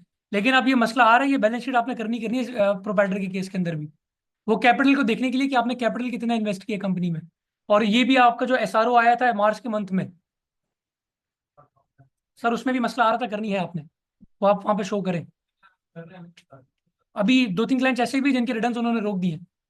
Proprietorship थे, नल रिटर्न फाइलिंग कर रहे थे, भले पार्टनरशिप थी, मैं प्रोपाइटर की बात कर रहा हूँ। नल सेल्स टैक्स रिटर्न फाइल कर रहे थे लेकिन बैलेंस शीट सबमिट नहीं की थी, उन्होंने रोक दी, नहीं की, नहीं हो रही। सर वो बड़े मसले हुए, वो आपको जाके वहां पे रिस्टोर करवाने पड़ते हैं, ऐसे नहीं हो रहे वो। अब आपको मैं ये भी बता दूं कि सेल्स टैक्स रजिस्ट्रेशन आधे घंटे में आपके पास आ जाती थी। 6 महीने से क्या हो रहा है, किसी को नहीं मिली रजिस्ट्रेशन, जब तक आप वहां जाएंगे नहीं, फॉलो नहीं करेंगे। सर तो इसमें प्राइवेट लिमिटेड कंपनी हो उसका ऑडिट जमा कराना होता है। जी, क्या उसका एक स्पेशल ऑडिट होता है, स्पेशल ऑडिट मैंडेटरी ऑडिट कहते हैं बेसिकली इसे। हर साल प्राइवेट लिमिटेड कंपनीज या जो भी कंपनीज है उनको ऑडिट करवाना मैंडेटरी है। और वो फाइनेंशियल ईयर क्लोज होने के विद इन 120 डेज ऑडिट करवा के एजीएम होल्ड करती हैं, और वहाँ पे वो ऑडिट फाइनेंशियल स्टेटमेंट्स अपने शेयर होल्डर्स को प्रेजेंट करती हैं इनकम टैक्स में। सारी बात है सर, ऑडिट सीए फर्म ही करेगी ना, चार्टर्ड अकाउंटेंट ऑडिट करेगा, कोई ऐसा बंदा थोड़ी करेगा। सीए से ऑडिट, चार्टर्ड अकाउंटेंट फर्म से ऑडिट होगी। नहीं, एसएमसी में जरूरी नहीं है, प्राइवेट में जरूरी है, पब्लिक में जरूरी है। वो मैं आपको एक पूरा चार्ट दे दूंगा। 10 लाख तक अगर आपका कैपिटल है तो आपने नहीं करवाना ऑडिट जी, अगर सिंगल मेंबर कंपनी है आप, फिर वो आप करवाना पड़ेगा। लिमिटेड में 50% शेयर देने पड़ते हैं। किसको? वो सारी चीजें सर हम उसमें पढ़ेंगे, जो भी रेगुलेशंस है ना आईपीओ के और लिस्टेड कंपनीज को, सब उसमें हम कवर कर लेंगे इंशाल्लाह जी। ऑथराइज्ड शेयर में और पेड अप कैपिटल क्या है? Sir authorise capital basically company की एक ऑथराइज लिमिट होती है कि इतने शेयर्स वो इशू कर सकती है। मिसाल के तौर पर XYZ कंपनी है, XYZ कंपनी का ऑथराइज कैपिटल है जी 10 मिलियन। इस बात का मतलब ये है कि ये मैक्सिमम 10 मिलियन के शेयर्स इशू कर सकती है। जो शेयर्स वो इशू करेगी वो उसका पेड अप कैपिटल होगा। मिसाल के तौर पर अभी मैंने आपको दिया कि 10 मिलियन का ऑथराइज कैपिटल है, और मैंने शेयर्स इशू की कितने के किए, 5 मिलियन के, तो मेरा ऑथराइज कैपिटल हुआ 10 मिलियन, पेड अप कैपिटल हुआ 5 मिलियन। लेकिन मेरा ऑथराइज कैपिटल है 10 मिलियन, मैं 150 मिलियन के शेयर्स इशू नहीं कर सकता, मैं मैक्सिमम 10 मिलियन के ही कर सकता हूँ। अगर मैंने ज्यादा शेयर्स इशू करने हैं तो मुझे ऑथराइज की लिमिट एनहांस करनी पड़ेगी, एंड देन फर्दर मैं शेयर्स करूँ। 1 लाख तो जरूरी है, वो तो आपने रखनी ऑथराइज जरूरी है ना, उस पर पेडअप भी आपको बताना जरूरी है कि कितने अमाउंट से आप कैपिटल स्टार्ट कर रहे हैं, इन्वेस्ट कर रहे हैं कंपनी, वो तो जरूरी है। वो तो सारी चीजें सेपरेट है, वो तो इवेंट बेस्ड फाइलिंग है, आपने कम करवाना है, ज्यादा करवाना है, क्या करना है, दैट इज सेपरेट। अगर हम प्रैक्टिकली बात करें 100% तो एक्यूरेसी नहीं होती, 100% एक्यूरेसी नहीं होती, थोड़ी बहुत मैनिपुलेशंस करनी पड़ती है जी। चीजों का बैलेंस कहाँ पर फॉर एग्जाम्पल? बैलेंस की जी जी, अगर मैच करना है तो उसमें थोड़ी बहुत मैनिपुलेशन होती है, एग्जैक्टली होती है, बिल्कुल थोड़ी कौन करनी होती है सर, बिल्कुल होती है, एग्री। अब ऑडिट अगर आए और ऑडिट में ये चीज ऑब्जेक्शन हो जाए जैसे अगर मैंने कुछ बैलेंस करने के लिए अपना एसेट इंक्रीज करने के लिए मैंने कैश इन हैंड थोड़ा इंक्रीज करके बैलेंस कर दिया देखें, अगर आप ऐसी कोई चीज इंक्रीज कर रहे हैं या चेंज कर रहे हैं जिससे कोई मटेरियल इंपैक्ट आ रहा है फाइनेंशियल स्टेटमेंट्स पे, ठीक है, अगर आप कोई ऐसी चेंजिंग कर रहे हैं जिसपे आपके इनकम या एक्सपेंसेस रिड्यूस या एनहांस हो रहे हैं और उसकी वजह से आपकी टैक्स लायबिलिटी पे इम्पैक्ट आ रहा है, तो तब क्वेश्चन आपसे हो सकता है वो वैलिड हो कि ये क्यों हो रहा है। अगर उस इम्पैक्ट की वजह से इनकम या एक्सपेंसेस पे इम्पैक्ट नहीं आ रहा ना, तो वो फिर वो इस चीज़ को इतना ज़्यादा नहीं करते। वो देखते हैं कि जी आपने ये एक्सपेंसेस शो किए हैं, ये एक्सपेंसेस इतने हैं, तो ये कैसे आपने एज पर सेक्शन 21 हम पढ़ेंगे नेट बेसिबल डिडक्शंस, वो आपने सेक्शन 21 की कंप्लाइंस की थी इन एक्सपेंसेस को इनकर करने के लिए, वो देखेंगे। नहीं की होगी तो वो ऐड बैक कर देंगे इनकम में। वो आपसे बोलेंगे कि आपने इतनी इनकम शो की है, इसका सेल्स लेजर ले हैं, हमारे पास ये सारे लेजर ले हैं, ट्रायल बैलेंस ले हैं, ये क्या आपने कहाँ से इनकम जनरेट की, इनवॉइसेस लें आप, वो ये कर सकते हैं। बाकी सारी बात है, कैश इन हैंड या कैश, ये एक ऐसी चीज़ है जो हमेशा बैलेंसिंग फिगर के तौर पे यूज़ होती है, तो वो तो आप थोड़ी बहुत चीज़ें एडजस्टमेंट तो चलती ही चलती है, वो तो मसले। देखिए, मैं आपको बता दूं, अभी मेरे पूरे एक्सपीरियंस में ये कैश वाली कहानी पे अभी तक कोई ऐसा ऑब्जेक्शन आया नहीं। अनटिल अनलेस आपको ऐसी अमाउंट उसके अंदर ऐड कर दें जिसकी आपके पास आपने एक रिटर्न के अंदर कोई जस्टिफिकेशन ही नहीं दी हुई, तो आपको सेक्शन 111 का नोटिस आ जाता है अनएक्सप्लेन्ड इन्वेस्टमेंट इनकम का, इन्वेस्टमेंट इनकम या एक्सपेंसेस का, कि ये जो आपने एक्सपेंसेस या इनकम यहाँ पे शो की, इसका आपके पास सोर्स के, वो आ सकता है। अब वो टैकल करने का मसला ये है ना कि आपने ट्रीटमेंट क्या की है। जवाब तो देखिए उसी बंदे ने देना है जिसने रिटर्न फाइल किया या जिसने ट्रीटमेंट की है।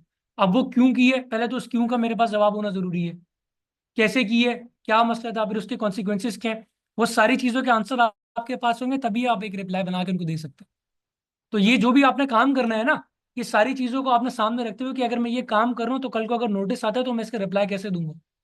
तो आप जब टैक्स रिटर्न फाइल कर रहे होते हैं तो आपने उन सारे सवालों के जवाब एडवांस में अपने पास लिखने हैं कि ये जो मैं एंट्री कर रहा हूँ, ये जो ट्रांजैक्शन इसमें आगे पीछे कर रहा हूँ, अगर इसमें ये क्वेश्चन आ सकता है तो फिर इसका आंसर क्या होगा मेरे पास।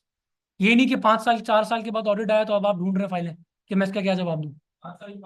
6 साल के बाद, 6 साल तक ऑडिट आपको ओपन हो सकता है।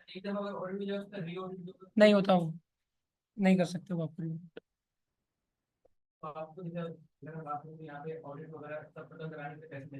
हम्म हम्म हम्म। देखिए, मसला मैं आपको बता दूं, दो तरीके की अप्रोचेज है एडवाइजर्स की। पहली अप्रोच तो उनकी ये होती है कि जैसे अभी आपने बात की कि आप अगर काम करते हैं और आप यही माइंड बना के जाते हैं कि मैंने 50% डॉक्यूमेंटेशन देनी है और बाकी मैंने पैसे दे के काम करा देना है, एक अप्रोच है।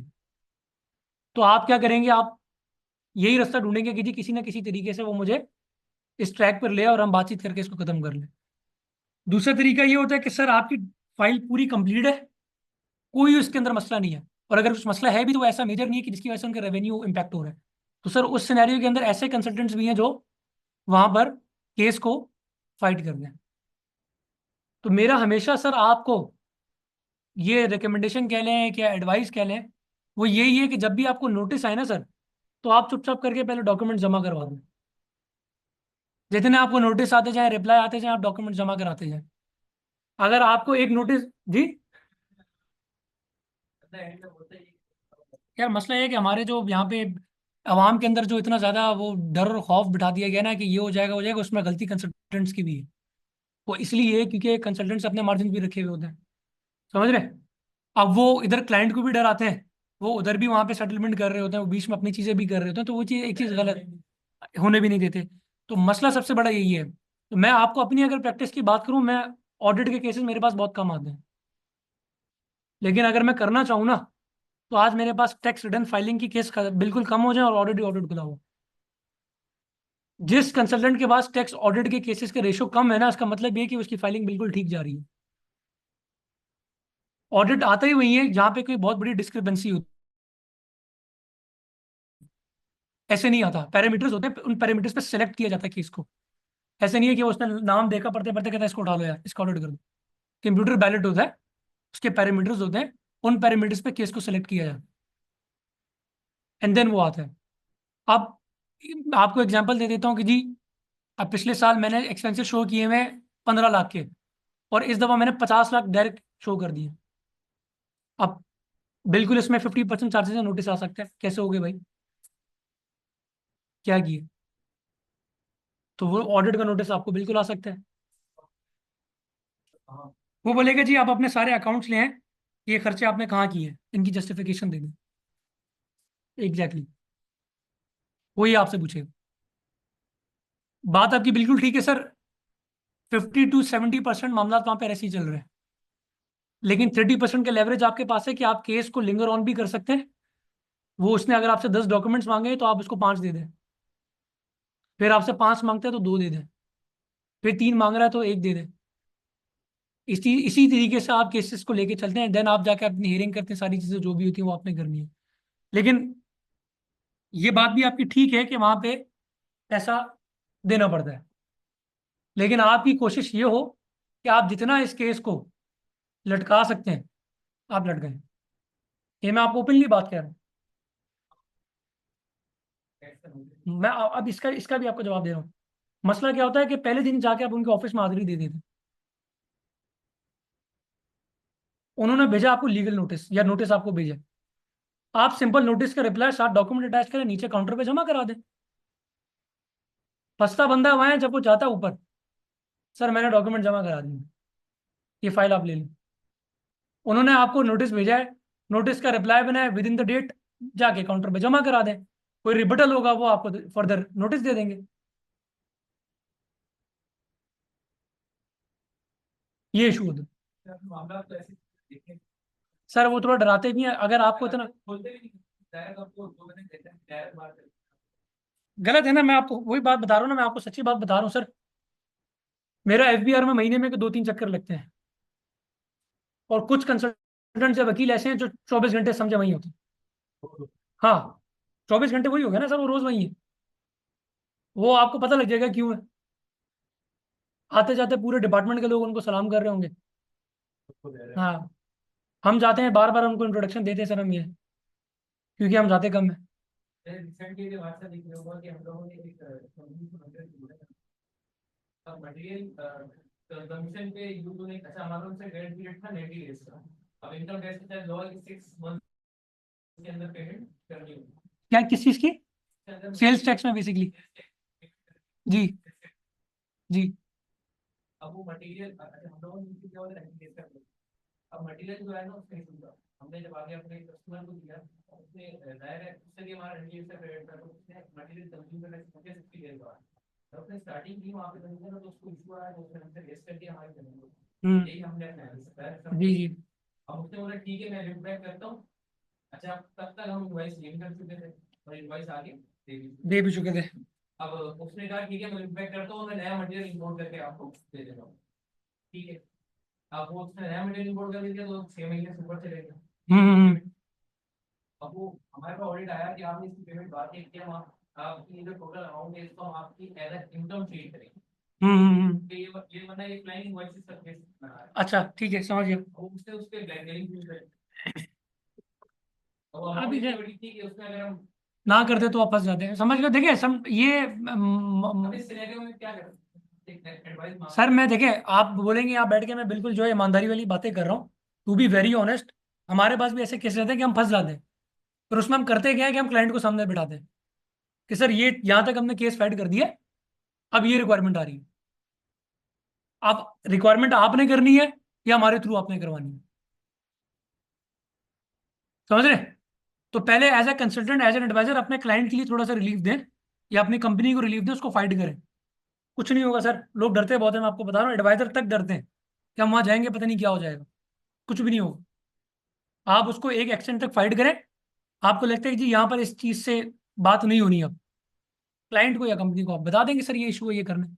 एज अ बिजनेस ओनर मैं आपको आपको बताऊं, अगर कोई अगर काम बिजनेस मैन है, कोई बंदा काम कर रहा है, वो कहता है यार 2 यार जान छोड़ो, मेरे पास 10 काम और हैं, मुझे और करने हैं, लेकिन आप उसको कहीं ना कहीं थोड़ा सा रिलीफ दो, वो आपका काम है सर। तो ऐसे केसेस बिल्कुल है सर। वहां पर यार यही है, ये सोल्यूशन है इसका। फाइट तो करना चाहिए। फाइट करना चाहिए, मैं सब आपको ये आंसर कर रहा हूँ। फाइट नहीं सर, वो मसला यही है ना, मसला यही है कि आप अपना केस प्रिपेयर करके जाएं, केस प्रिपेयर करके जाएं। वो हावी इस पे होते हैं कि केस प्रिपेयर नहीं होता। इसको पेमेंट लेट मिली कोई इशू नहीं। हाँ। अब इसको अगर हम बोले केस आया हुआ है यार इसके हमारे साथ, जैसे हम तो भाई तो भाई हम्म। पार्टी से भाई थे एक जूता एक सामने बैठा है, वो कहता है मेरा मास्टर, मैं क्यों? ये मैं कह रहा हूँ ना, फिर बिजनेस के लिए बड़े मसले मसाइल है सर। स्पेशली जो सेल्स टैक्स वाले मामला थे ना, मैं आपको अभी बताऊँ सर, रजिस्ट्रेशन का केस मैं आपको बता रहा हूँ, आधे घंटे में ऑनलाइन हो जाता था। पहले तो खुद करने आते थे वो, अब वो कहानी अब ऐसी हो गई है कि अब आप यहाँ से एप्लीकेशन तो सबमिट कर देंगे, लेकिन उस एप्लीकेशन को कोई जवाब नहीं आएगा सर।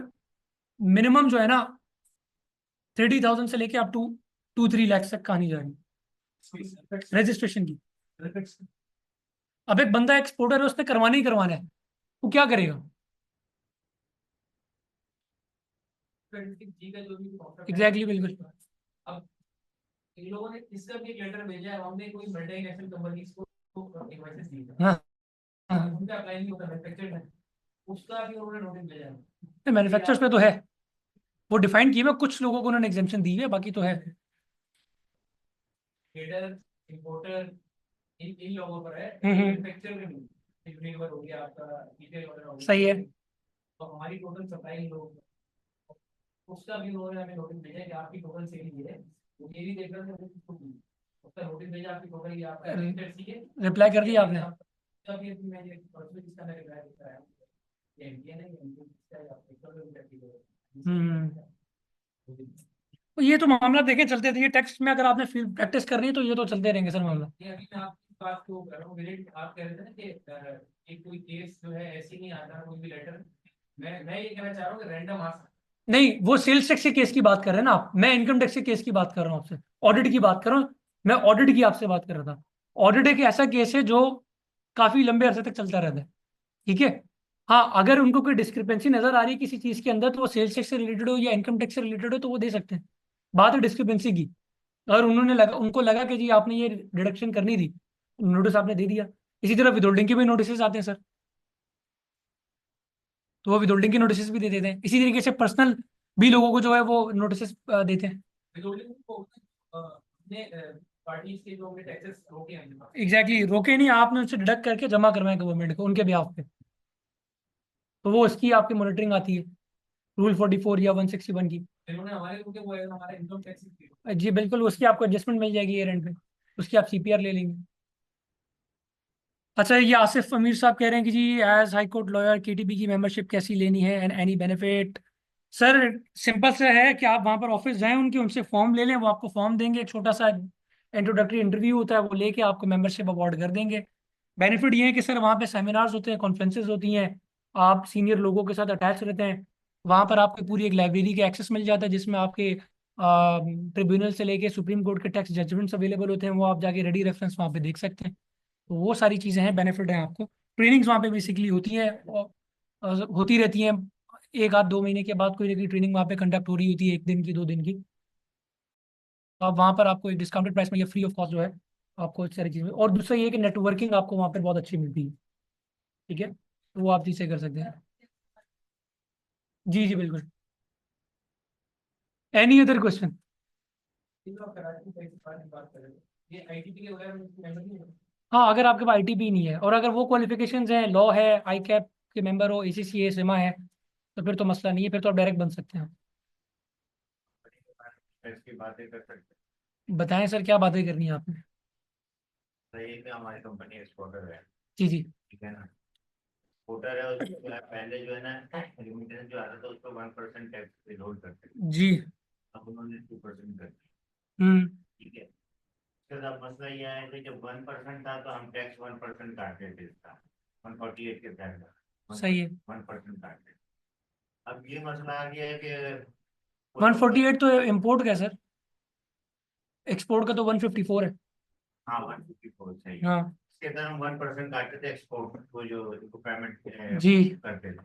अब मसला ये आ गया है कि अब वो जो उन्होंने खत्म कर दिया है 1% वाला ना, अब वो उसको फाइनल टैक्स में लेके गए, कुछ नॉर्मल में लेके गए। जी जी कुछ क्लाइंट कह रहे हैं कि 2% टैक्स कटेगा, कोई कह रहे हैं कि 1% कटेगा। सर, 1% ये टैक्स, उसको पहला जो मेथड था ना, बेसिकली देखें, इनकम टैक्स ऑर्डिनेंस में टैक्स कैलकुलेट करने के 3 मेथड्स हैं, ठीक है। एक है एनटीआर नॉर्मल टैक्स रजीम, एक है एफटीआर फाइनल टैक्स रजीम, एक है एमटीआर मिनिमम टैक्स रजीम।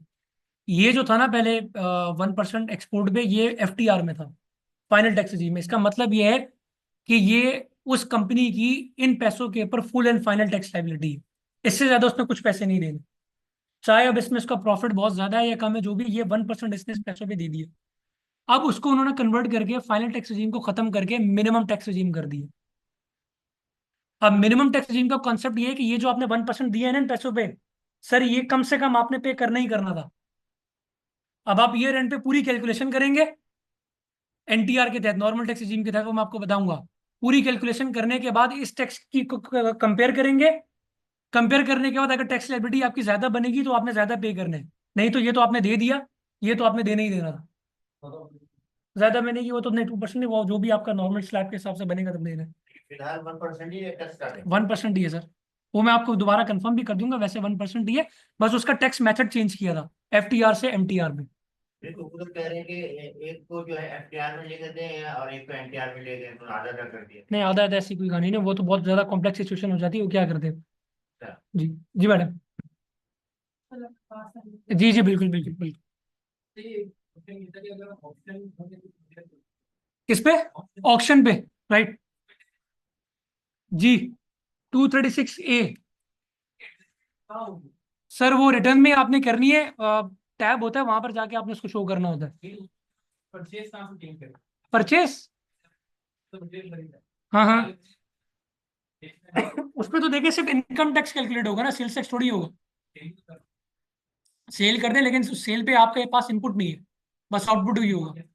कैसे लाएंगे आप सर, जब आपने दिए नहीं तो आप कैसे करेंगे? मैं तो आपसे ये अर्ज कर रहा हूँ, आपने उसको ऑक्शन पे परचेज किया, ऑक्शन पे सेल्स टैक्स अप्लाई नहीं होता, ठीक है यार। वो फिर डेफिनेटली कहानी है, फिर आपने उसके अगेंस्ट कोई एचएस कोड है तो फिर इनपुट आप उठा लेंगे इसे। तो ऐसे तो मार्केट में खैर बहुत कहानियां चल रही है कि आप डमी मिल जाती है वो तो तरीके का वैसे ही, लेकिन एफडीआर में एक वो आ रहा होगा आपका कि आपने एक मटेरियल परचेज किया है, उसका टैक्स का 10%। जी, और वो फिर आपसे यही पूछेंगे कि मटेरियल आपने सेल किया है तो कहाँ किया है और आपने क्या तो आप एनएक्सएससी फाइल करेंगे ना सर, उसका नहीं करेंगे क्या? किया। क्यों नहीं कर सकते आप? बगैर इनपुट के नहीं कर सकते आप क्या? आप बगैर इनपुट के एनएक्सएससी फाइल नहीं कर सकते क्या? क्या नहीं उठाता सर? अब आप मुझे एक बात ये बताएं कि अगर आपने परचेजिंग की है, तो अगर आप वो परचेज वहां से शो शो करेंगे, वो परचेज आपको वहां पे उनकी दिखानी पड़ेगी जो ऑक्शन अथॉरिटी है। ऑक्शन अथॉरिटी से तो आपको परचेज शो करनी पड़ेगी ना, या नहीं करेंगे? कहीं ना कहीं से तो शो करेंगे आप, ऑक्शन अथॉरिटी से आप करेंगे शो। अब वो एक कहानी है ना, वो डिफरेंट, इसको देखना पड़ेगा कि अगर आप ऑक्शन पे कोई मटेरियल उठा रहे हैं और उसकी अगर आप सेल करें तो आप तो सेल्स टैक्स चार्ज कर रहे हैं, लेकिन इनपुट का क्या होगा चक्कर, वो उसको कवर कर लेते हैं, देख लेते हैं उसको इस सिनेरियो। 7 के तहत 1% कटेगा क्या? 147, 154 एक्सपोर्ट पे एक्सपोर्ट पे जो पेमेंट कर रहे हैं 154 कितना? 2%।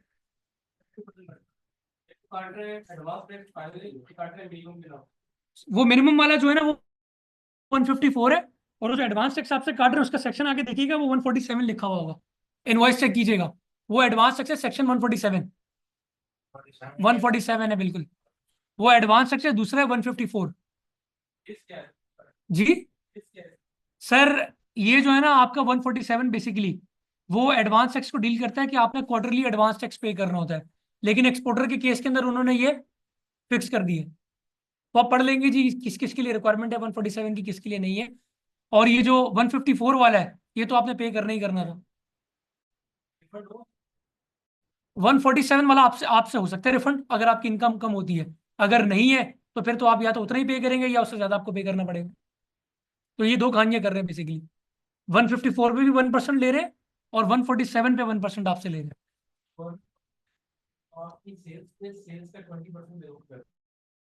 जी, सेल्स टैक्स विदहोल्डिंग रूल्स है बेसिकली। वो जब आपके नाम पर वो विदहोल्डिंग वहां पे क्लेम बता देंगे ना कि हमने विदहोल्डिंग की 20%, ठीक है, तो आपके पास सिस्टम में वो टैब आता है, तो आपने लिखना होता है कि मेरा इतना अमाउंट विदहोल्ड हो गया। जी, वो अमाउंट आप लिख देंगे, रिमेनिंग 80% आप पे कर देंगे एडजस्टमेंट के बाद। वो आपके ब्याह पे जमा करवाएंगे, आपको चालान देंगे, वो जब विदहोल्डिंग का चालान आपके पास आ जाएगा आप चालान लेके, एग्जैक्टली सर, उसी तरीके से वो एनेक्सर में जाके आपने वहां पे अमाउंट वो लिखिए, टैब लिखा हुआ होता है विदहोल्डिंग डिडक्टेड, वो अमाउंट आप वहां लिख देंगे, रिमेनिंग अमाउंट की लाइबिलिटी बना लेंगे आप। समझ गए जी? सर टैक्स क्रेडिट क्या होता है मैं आपको बताता हूँ। अच्छा, इनकम टैक्स कैलकुलेट करने के लिए ना सबसे पहले हमें इनकम देखनी होती है, फिर उनसे आप माइनस करते हैं डिडक्टेबल अलाउंसेस, तो आपके पास आ जाती है जी टैक्सेबल इनकम। उस टैक्सेबल इनकम पे आप टैक्स कैलकुलेट कर दें। अब उस टैक्स को कम करने के लिए आप अप्लाई करते हैं टैक्स क्रेडिट। तो इनकम टैक्स ऑर्डिनेंस ने हमें कुछ ऐसी प्रोविजंस दी हुई है कि जिनके थ्रू आप अपनी टैक्स लाइबिलिटी कम कर सकते हैं। वो प्रोविजंस जिनके थ्रू आप अपनी टैक्स लाइबिलिटी कम कर सकते हैं उनको टैक्स क्रेडिट करें।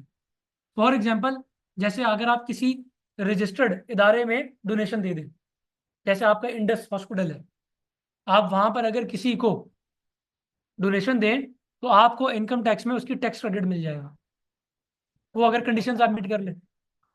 सर जक़ात अगर आप उशर ऑर्डिनेंस के तहत दे रहे हैं, जक़ात मैंडेटरी है कि आपने उशर ऑर्डिनेंस के थ्रू दी हो और गवर्नमेंट को पे की हो, बैतुल माल में गई हो, तब आपको मिलेगी, वरना नहीं मिलेगी। वरना अगर आपने अपने भाई को दे दी, कजन को दे दी, दोस्त को दे दी, किसी दोस्त को ऐसे दे दी, नहीं, उशर ऑर्डिनेंस के तहत तहत हो। क्या चीज? वो हम आपको बताएंगे सर रिटर्न में आपने कहाँ पे कैसे क्लेम करना है, वो सब बातें प्रैक्टिकल है, कहाँ पर कैसे करना है, क्या करना है, क्यों करना है जी। जी जी जी सर, बिल्कुल हो जाएगी।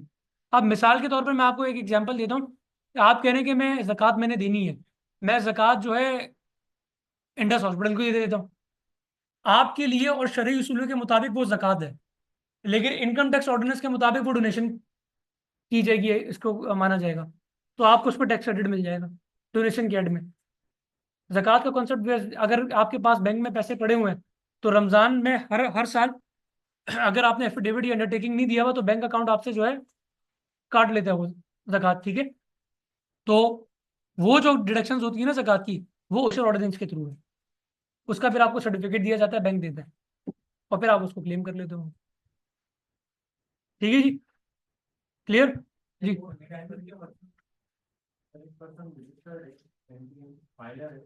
अगर वो कोई प्रॉपर्टी परचेज कर रहा है तो मैंडेटरी कि वो पेमेंट प्रॉपर बैंक से करें या सारी कैश से।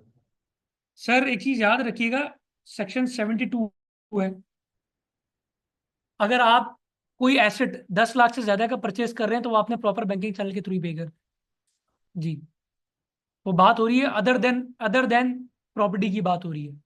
अगर ऐसी प्रॉपर्टी, अगर ऐसी कोई लैंड, कोई बिल्डिंग, कोई घर ले रहे हैं जिसकी परचेज वैल्यू 50 लाख से ज्यादा की है, ठीक है, तो वो आपने क्या करनी है, बैंकिंग चैनल से परचेज करनी है। ये थ्रेशोल्ड है बेसिकली। अब लोग गाड़ियां खरीद लेते हैं 70-70 लाख रुपए की कैश में पूरी की पूरी, वो गलत काम है। कितनी हम कैश में कर सकते हैं? यार ये ना, ये वाला जो टॉपिक है ना, बेसिकली ये डिपेंड करता है आपके पास वाइट मनी कितनी है, आपकी वेल्थ में वाइट मनी कितनी अवेलेबल है, फिर ये उस हिसाब से किया जाता है। ये हम प्रॉपर्टी के चैप्टर के अंदर सारी चीजें कवर करेंगे। अगर वेल्थ में कैश इन हैंड शो है तो यार डिपेंड करता है ना, अब आपने कोई 2-3 करोड़ रुपए शो किया हुआ है, उसके अगेन एडजस्टमेंट कर सकते हैं, तो फिर हो सकता है नोटिस आपको रिसीव हो जाए। लेकिन अगर अगर आपकी वेल्थ में कोई 60-70 लाख रुपए पड़ा हुआ और आपने उसके अगेंस्ट कर लिए और थोड़ी बहुत पेमेंट आपने बैंकिंग चैनल के थ्रू कर ली, तो फिर इतना बड़ा मसला नहीं है। कैश इन हैंड के थ्रू वैसे एडजस्टमेंट हो जाती है। अभी एक नोटिस आया सर, फर्स्ट रिटर्न फाइल किया किसी ने, मेरे पास केस आया, उन्होंने उनके पहले रिटर्न के अंदर कैश इन हैंड 1 करोड़ रुपए शो कर दिए। एफबीआई ने नोटिस दिया, ये 1 करोड़ रुपए कब कमाया, कहाँ से कमाया, उस पर टैक्स पे किया नहीं किया, वो सारी चीजें देखनी पड़ती है। अब आप खुद बताए ना, 1 करोड़ रुपए कैश इन हैंड में कौन शो करता है? Cash in hand basically balancing figure होती है। सर क्लास की टाइमिंग जो है ना वो शाम 6:30 बजे से होगी। मंडे और ट्यूसडे आपकी क्लास होगी, और कल अगर आपकी क्लास है या नहीं वो देखना पड़ेगा, तो वो मैं भी कंफर्म कर लेता हूँ इनसे, फिर आपको बता दूँ। हाँ भाई, कल क्लास है या नहीं है?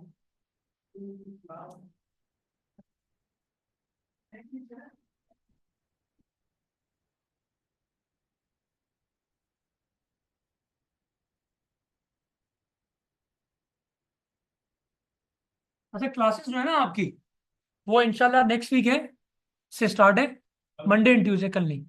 क्योंकि जो हमारा ऑनगोइंग बैच है उनकी लास्ट एक आध क्लास है, तो वो कल मैंने इनको वाइंड अप करना है। तो इंशाल्लाह नेक्स्ट वीक से जो है प्रॉपर आपकी क्लासेस जो है स्टार्ट हो जाएंगी, और इंशाल्लाह हम स्टार्ट करेंगे कॉर्पोरेट लॉ से स्टार्ट करेंगे। सॉरी, वो आपको आपके ग्रुप में एक जूम लिंक शेयर कर दिया जाएगा, आप उस लिंक के थ्रू ऑनलाइन एक्सेस कर सकते हैं क्लास को। ठीक है, ग्रुप में शेयर किया हुआ है। नहीं वो लिंक हर हर क्लास से पहले अपडेट किया जाता है, न्यू लिंक आपसे शेयर कीजिएगा। बाकी जो एडमिशन से रिलेटेड क्वेश्चंस क्वेरीज हैं वो आप ये साथ साथ हैं, ये यहाँ पे ऐड करते हैं, तो आप इनसे बात कर सकते हैं।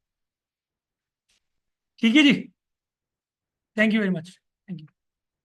For personal request. जस्ट जी जी।